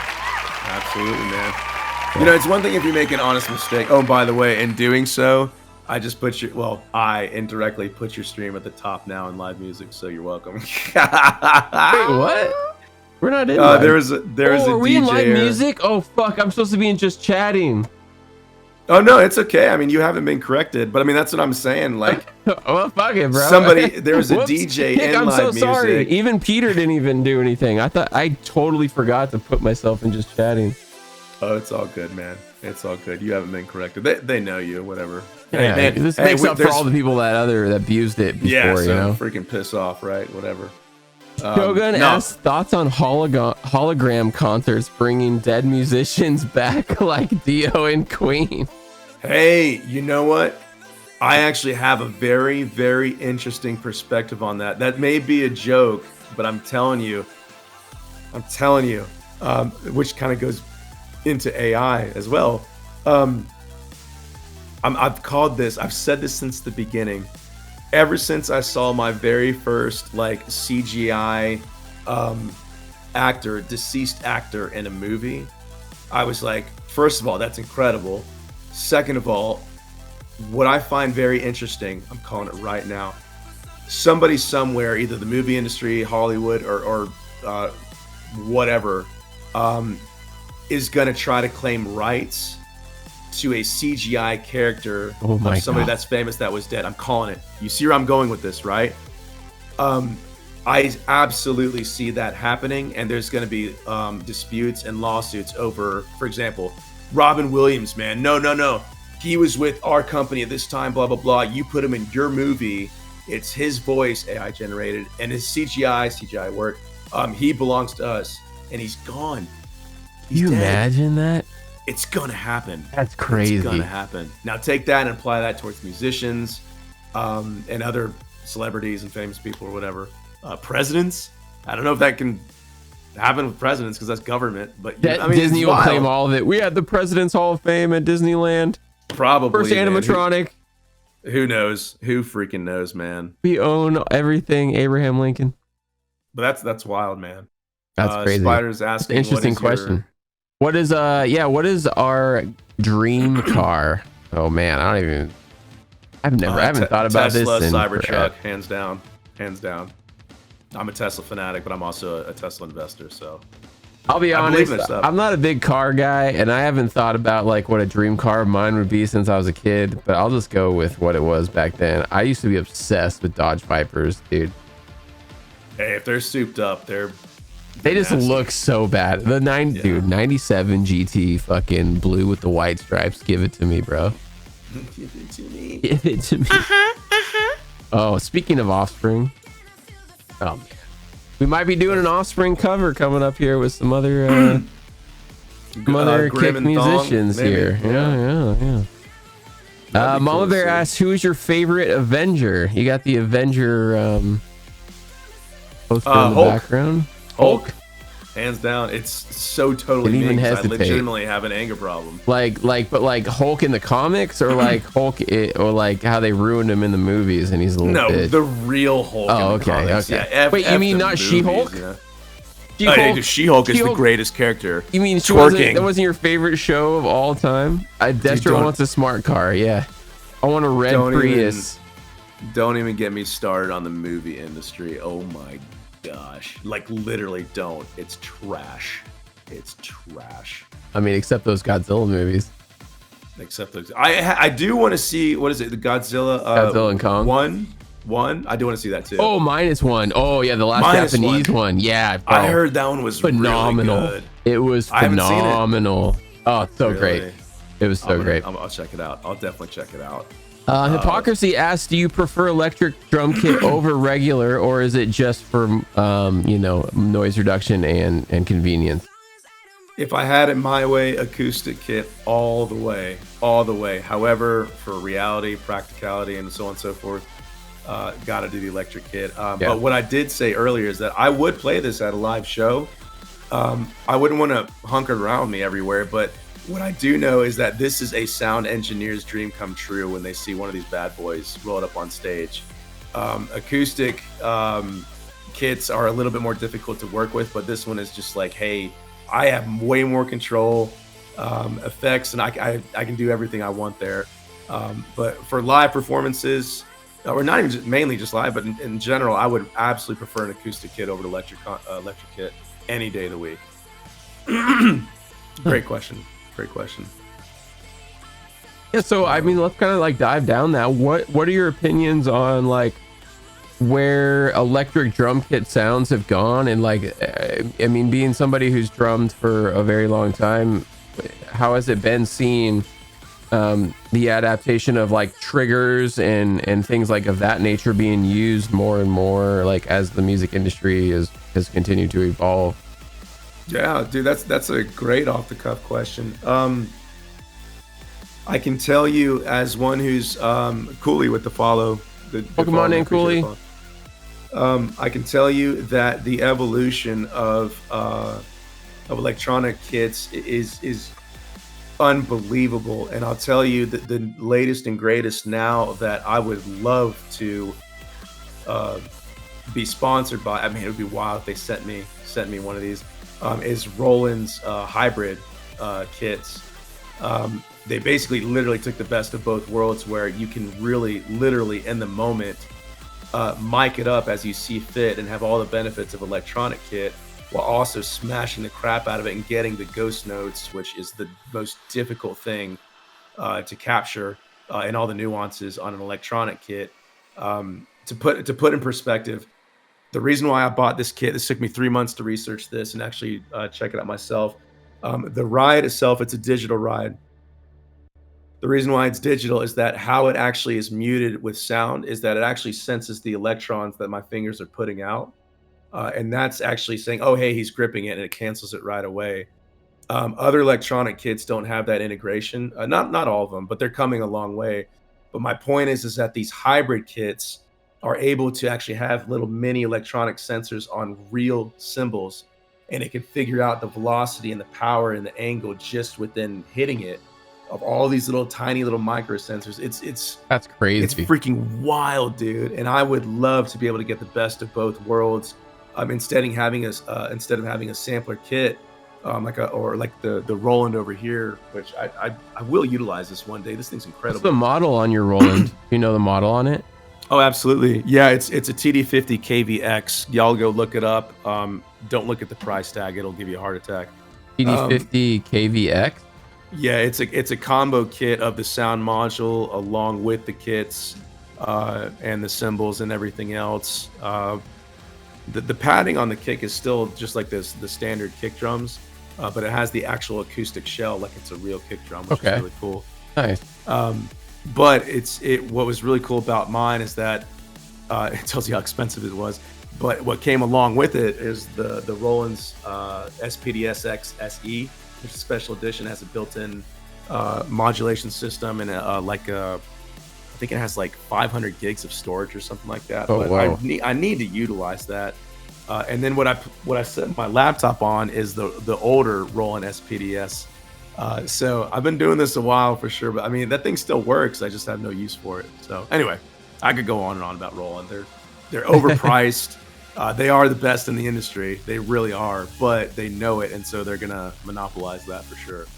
Greedy bastards. Yeah. Well, nice. Anybody else have any drum or instrument or music questions, or even outside of that, for Mr. Chavez here? Before we wind this down, do you have any questions for chat or for viewers or myself? I don't know. I don't care about you, Destro, but I will ask a question about. No, I'll make a comment more than anything, specifically to Matt, and I see Hypocrisy has a question, I think too. Matt, I just want to tell you, man, I appreciate your post that you posted earlier today, man. I think that's really unique, and I think that's actually really sweet, man. No sarcasm. I think that's really sweet what you posted, and to be in tune to a vibe and a groove, and a feeling and emotion, and recognizing that that's part of humanity. You guys have no idea what I'm talking about. I'm sorry. I'll have to check this post. This is a new post from today? Yeah, it's one of his newer ones. Oh, okay, I must have missed this one. Yeah, it's just a really cool, tender, sweet, really open, transparent, and vulnerable moment that I think speaks to the music. Well, just speaks to music and the impact that it has on all of us, whether it be good or bad. Really, it can encourage us to do terrible, terrible things, hatred and death and mayhem, or it can encourage us to do really good things. Love, care, compassion, patience, and all of this stuff. So Matt, I just want to say, man, I see it. I read it, and it was good. Very, very good. Hypocrisy has a question. When a cymbal or tom stops working, do you buy a new one, or can you send it to be fixed? As it pertains to an electronic kit, great question. Yes. So yes to everything. In the moment, if I'm able to fix it myself, boom, done. Turnaround time is instantaneous. You're good to go. If it's beyond me and I have to send it out for repair, that really sucks. One thing I'll tell you that nobody will ever tell you guys right off the bat: if you ever buy anything Roland, their customer support is not so good. More so, their turnaround time sucks. So bad, terribly, unprofessionally bad. The worst. Be very mindful of that. So if you have to order something, buy in bulk. Even if you don't think you need it, buy like 2 or 3 of it if you have to. That's what I do. And I learned my lesson the hard way. I had to cancel like 4 streams in a row because I didn't have my shiz. So I sent out a nasty email, and I finally got them to move, and they overnighted it and expedited it. And I told them that they were impacting my business. And I'm like, I don't think you want a lawsuit on something like this, and I can have proof of that. And I just think they didn't want to deal with me, so they expedited it, and I got it taken care of. So anyway, so yeah, it's possible for sure. So you're saying Roland over Yamaha? Cooley's asking this. Have you ever messed around with any Yamaha electric kits? Oh yeah, I did tons of research, and I sampled these things in the moment of different music stores, and of course, not all of them have the models I want, but I wanted to get an idea. And as it pertains to electronic kits, Roland all the way, 1,000,000%. But also understand that I have to have best of the best. I know that sounds cocky, but I absolutely have to, for the level of precision that I need to execute on a professional level. Not everybody has to have Roland. Second underneath Roland, I would say, is I can never pronounce it. Alesis. Oh, or Alesis. Yeah, Alesis, whatever. Yeah. Evan Lowles actually is a good example. He uses that brand. He uses Alesis. Yeah. And it's great. It's really, really good. Again, this sounds arrogant. It's not up to my standard, but it's really, really good kit. Right underneath them, I would actually say Yamaha then. At that point, they're doing some really good stuff. They had a really rough start. Yeah. But now they're doing very, very good. Austin's sponsored by Yamaha.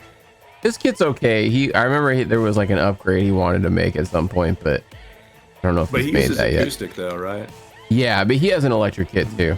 He has both. I see. Okay. He was using he actually used to stream for a little bit on Twitch before it just became like more of too many other things going on for him. But sure, fair enough. Scary Spider asks, would you rather have infinite money or infinite time? Infinite money, because time is precious to me. I don't want to live forever. I just don't. I don't want to see humanity crumble on itself. It's already going to hell in a handbasket. I don't want to be around for that. I don't care to. I'm going to fight my good fight, and die.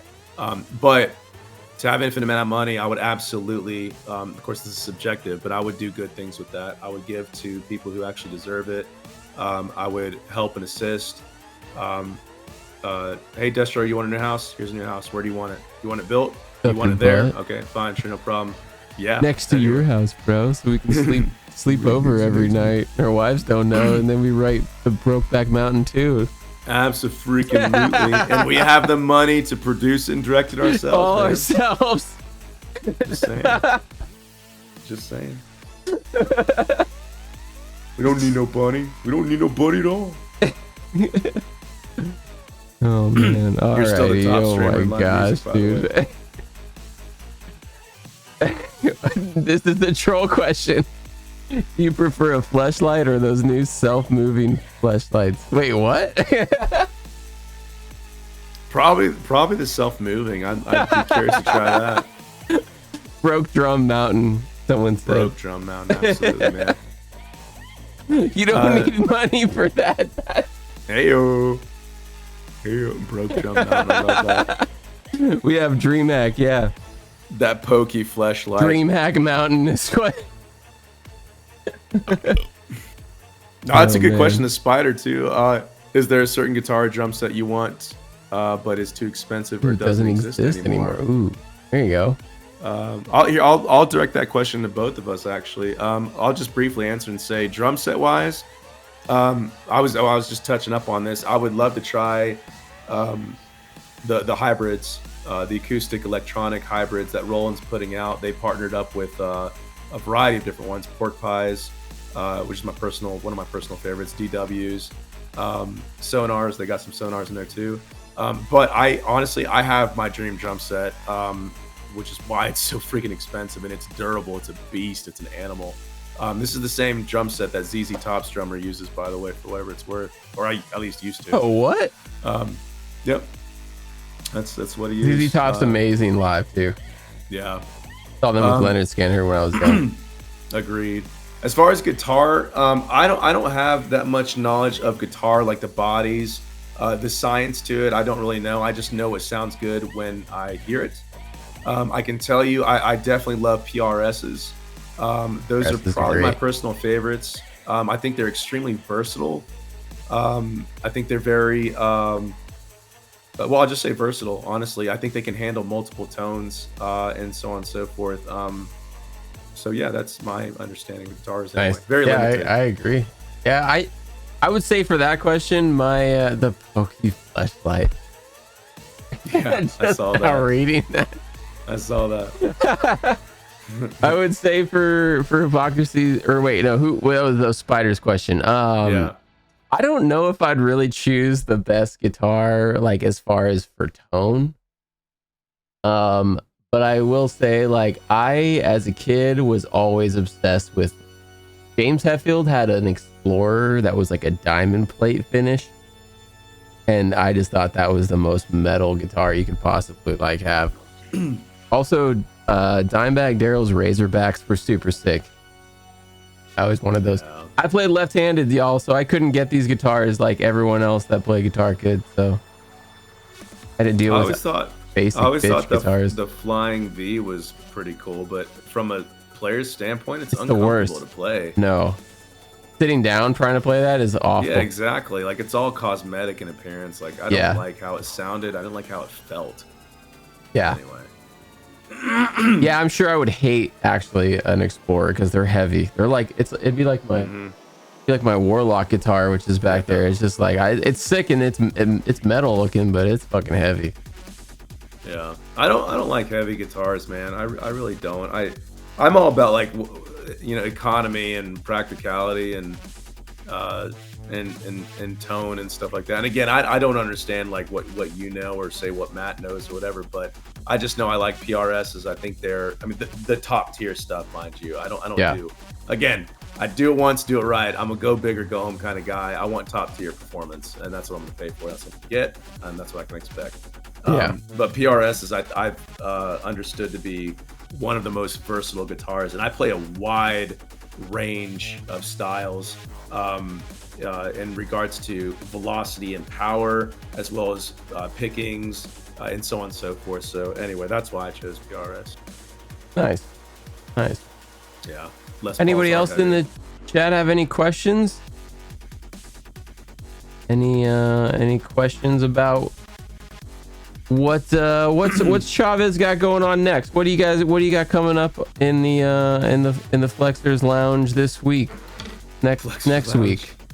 I have I have a lot of things up on my calendar, man. I have so many things on my calendar. I hear that you're doing a collab with Lady Desiree with a Muse song or something like that.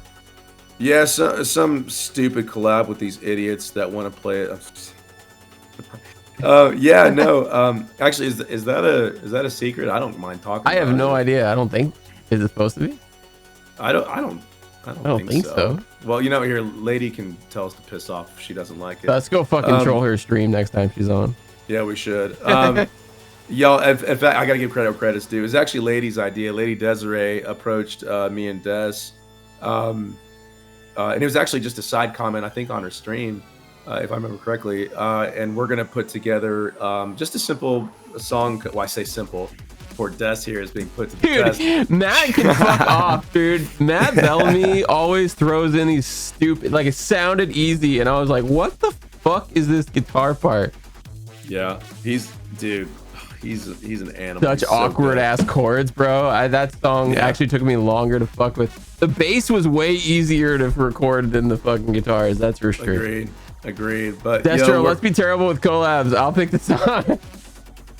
Matt already knows. Matt and I are working on another collab with some other kick musicians as well, man. We're just, yeah, it's crazy.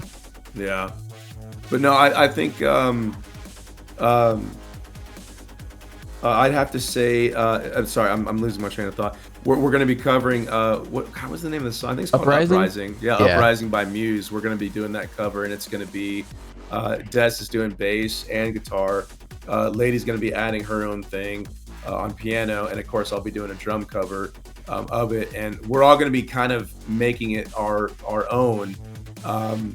Some things need to be kept the same, of course. Other things we're going to kind of spice it up a little bit, and it's going to be a lot of fun. That's coming. I didn't do anything my own. I just copied everything. Hey, that's fine too. That's perfectly fine, man. But I mean, in your defense, though, I mean, there's a guitar and a bass, and you're playing a guitar and a bass. I don't think there's a piano, so Lady's adding that. I have drums, but I'm a drummer, so I can, I can add all kinds of little flair without having to deviate from the structure too much. Dude, that band is so fucking good for a three-piece, dude. Unbelievable. I have yet to see them live. Oh, you gotta see them live. They're so good. One of the best shows I've ever seen in my life. Dude, give me a shout out if you see them coming to I don't want to dox you, but where you live. How dare you? Or Georgia. Or Georgia. Yeah. No, I know. Yeah, dude, that would be fun, dude. That would be so much fun. We should go together if that happens. I just definitely want to make sure that Matt is not there. Yeah, we'll make sure Matt doesn't show up. Yeah, piss on that guy. Yeah. Spider has a question. What was this? What is the best meal you ever ate, or where was it from? I'm a guy of simple taste, quite frankly, literally. McDonald's for you, right? No pun. Yeah, McDonald's. No, I'm kidding. Italian. I'm a fanatic of Italian. I love Italian food. Give me the carbs. Give me the pasta. Give me the sauce. Where was it? I've never had. I can't say that I've been to Italy and I've had their authentic pasta. I've never done that. However, the closest I've come to was a restaurant that's actually shut down. I don't even remember the name of it. I think it was called I don't even remember, but it was as authentic as it could be. I mean, everybody, it was a family-owned business, of course. It was full-on Italians everywhere, and man, oh man, it was good. It was so good. Oh, anyway, but yeah, Italian. I love Italian. I'm a simple bitch. Dude, give me Chipotle every day, bro. I'm good. Yeah, that's fine. That's fine, man. I like burritos, dude. I mean, you can give me any burrito, honestly. Dude, Alberto's down in Southern California. Give me those California burritos. Oh, man. The West Coast burritos, man. We have not quite the same. It's not authentic, but Moe's, back in the day, past Moe's was really, really good. Now it's so commercialized. It's just a joke. Willie's is but I don't know if you have any of those franchises where you're I haven't heard of these. They're all basically wannabes. They started off great, and then they got over commercialized, and then they just started. They lost their way, man. Just like Twitch. Saying, shots fired. Alberto. Bro, hypocrisy's all, bro. You know Alberto's, bro. Hypocrisy. You have no idea. I have been born and bred on Alberto's my entire life. Yeah. Absolutely, and it's Nothing better than San Diego, fucking Southern California, Alberto's late night fucking rolled tacos and Cali burritos. Oh man. Taco has a question. What is the best concert you ever played? I ever played. I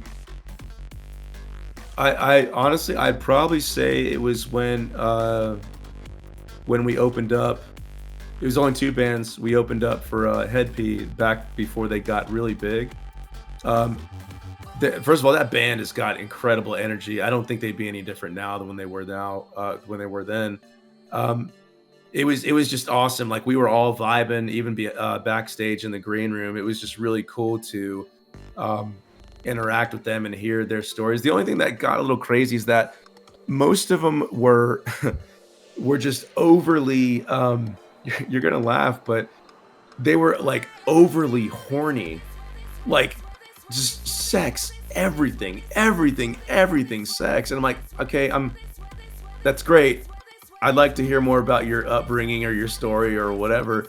And I mean, just look at their album artwork on their first big album. Like it's them standing in a room. There's just naked chicks on magazines, like plastered all over all three walls of the angle. Just got a good look at it. But when I finally managed to interact with them and talk with them, they were very down to earth, and they were willing to talk. And of course, they were high the entire time. But that was probably the coolest energy wise, because we played at a smaller venue. I think it was like 300 people tops. It was packed. But man, I mean, just that energy, it was small, but it was mighty. It was powerful. Just like the musicians on this live music category. That was probably the most memorable one. Opening for Switchfoot was pretty cool too. Those guys are so humble. Like they'll look you in the eye. They talk very calmly, very well spoken, proper, professional, respectful young gentlemen at the time. And again, that's when it was a 3-piece band. Oh God, that was so cool too. But anyway. Spider's asking who's a musician or idol you looked up to or aspired to be. Drum wise, Danny Carey. Vocal wise, Brett Hessla from Dark New Day, Virgos and Virgos Merlot. He owns a studio down in Orlando. You guys may not even know who he is. Bass wise, Flea, always my favorite. He makes a 4-string sound like a freaking 20-string. It's incredible what he can do. All-time favorite bass player. Victor Wooten is probably one of the best bass players. But Flea is my favorite for sure. Guitarist wise, probably kind of an extended answer to your question. Sorry, Spider. Guitarist wise, that's a tough one, man. For the category of blues, SRV, Stevie Ray, Mark Tremonti is always really good. So underrated. Tremonti's a freak, dude. Yeah, he's an animal, dude. He's really good. And alongside him in Alter Bridge, Miles Kennedy. Yeah, Miles Kennedy is a beast, man. Crazy, dude. Fun fact, and a lot of people don't know this. Has anybody seen Rockstar? Did anybody remember the person that Mark Wahlberg brings up on stage at the end? That is Miles Kennedy. That's Miles. So crazy. Such a great movie. That movie is too. Fantastic. You know that movie is slightly based off Judas Priest's story? No. It was actually originally called Metal God in its like pre-production before they renamed it Rockstar. Metal God is a Judas Priest song. That's crazy, man. I think that's just so wild, dude. I mean, they just don't make movies like they used to either. Right. I mean, that goes for the entertainment industry as a whole. They don't have streamers like they used to anymore. They don't have songs like they used to anymore. Movies, TV show, the list goes on and on. It's just sad to see this decline. Even commercials are awful. God, dude, it's like, dude, the worst. Like, who writes these things, dude? These young Generation Z kids writing these. It's stupid. Well, do we got anything else for Mr. Chavez here? This man has been sick and could definitely use some rest. I'm actually on that note. 4 hours. Yeah, dude, I didn't realize what time it is. I'm actually still good, but I should. We should get going. Yeah. Yeah. But unless there's like a last minute thing, dude. But you know, whatever. Of course. It's all good. Well, dude, I appreciate you having me on, or me having you on. I appreciate you coming onto the stream. Hey, see, I'm ready for bed too, bro. I don't even know what I'm talking about.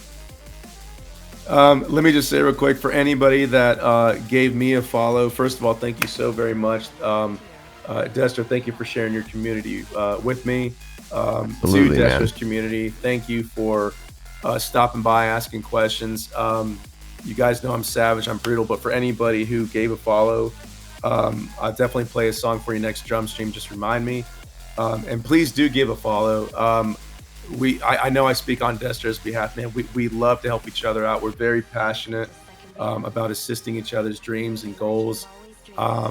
We don't look at each other's competitions. We're brothers trying to achieve the same goal. We have actually very similar backgrounds. We have family, kids. We even have freaking one car in our entire family.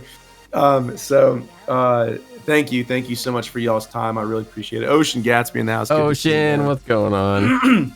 I have a curfew. Yeah, I have a curfew. That's fair. Absolutely. I'm sure Chavez has a curfew too. We got families, y'all. We got families. Well, our kids will wake us up if our alarm clocks don't, which for me will happen in about maybe 5 hours. Exactly. It's all good. It is. Well, guys. So anyway. Yeah, guys, thank you so much for fucking hanging out. And guys, please go give a follow. Check that pin message, guys. Chavez is here on Kick all the time. Just started up a TikTok. If you guys are on the TikToks, give him a follow. He's also on Twitter and X. Give him a follow there. And I might as well give you guys a little bit of a preview next month, guys, for episode 4. We have an absolute fucking legend going up here on the stream, who doesn't actually stream here on Twitch or on Kick. Sorry. Wow. I'm canceled. Fire this guy. Instantly fire him. It's late. But we're going to be having Mr. Colton Crawford of the Dead South. And you guys know Colton over on Twitch. He's an amazing banjo player. If you guys happen to know the Dead South, they're a great bluegrass band. Absolutely phenomenal. We've had the luxury of having Colton in the stream as well, and done a co-stream with him where we did metal, banjo, and guitar. So yeah, guys, I want to stay tuned for that next month. I'm gonna be trying to get him to come over here on Kick and see what we can make happen. And I'm hoping in July I can get him in here for a dual stream, which I think on Kick would be crazy to see banjo and guitar doing a bunch of rock and metal. So I love that. Let me guys. Let me also just briefly say to Destro's community, guys, tell me, can we get W's in chat? How many of y'all would like me to interview Destro and to turn it around a little bit? Would y'all like to see and hear a little bit more about Des and his journey, his passions, his goals, his dreams? Let's get some W's in chat for this man. He definitely deserves it. I know he's got some crazy, wild stories. I would love to hear his history. I met him at DreamHack. Y'all know I have my Chatting with Chavez segments. I love interviewing anybody, big or small. It does not matter. Look, there you go, Des. There's your W's, man. Let's go. Yeah. We'll make it happen, man. I promise we're gonna make it happen. Yeah. I got 2 people like officially locked in, but I want to get Lady and I want to get Des in there as well, for sure. I'll tell you who I don't want to interview for sure is Ocean. Ocean, yeah. Well, I wouldn't want to. Gutter Trash. Definitely not. Gutter Trash. In fact, I'm not even going to mention that fool's name. I think I should actually time that guy out. Hold on. Nah, just ban. Don't even time out. Just ban. Love you, Ocean. Yeah. Well, dude, I'm excited, man. I can't wait for us to get that cooking, and I'm excited for the collab that we got coming up with Lady Desiree. I think that's gonna be really awesome for the Kick community to check out. And when are you gonna be live next, sir? When can people check you live? Are you live tomorrow? Are you live Friday? Well, I'm planning on going live tomorrow. I might actually have energy for a drum stream. If I don't, it'll be a chill. I'm going to do a new thing called TTS farming, where I do compilations of, TTS is where it's at, brother. So literally... It is, man. I've been thinking about titling one of the streams the 2024 presidential debate and just letting the chat just... Dude, that would be awesome. That's a good idea. I might steal that. I'll give credit where credit's due. But no, I do compilations of TTS, and my freaking flexors love it. So I might do that tomorrow, but I might do some drums or whatever the case may be. Hell But yeah. to answer your question, I'm aiming to do something tomorrow midday, and yeah, we'll kind of go from there. So we'll see. But I might feel like shat. Who knows, man? We'll see. Yeah. Well, get some rest, dude. I hope you have an awesome rest of your week. And again, thanks for being a guest on here.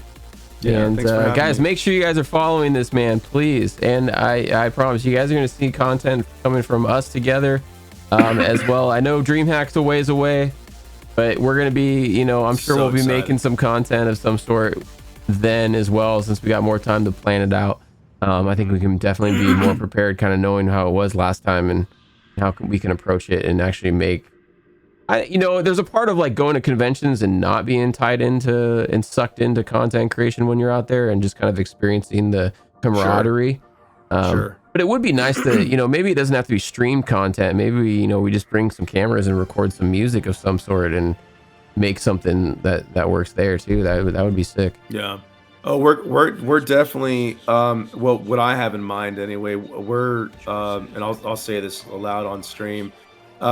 Me and Joker have some things planned, as well as myself and Aries War Gods or whatever, who does podcasts with Good Vibes with Greg and whatever. We got some things lined up there.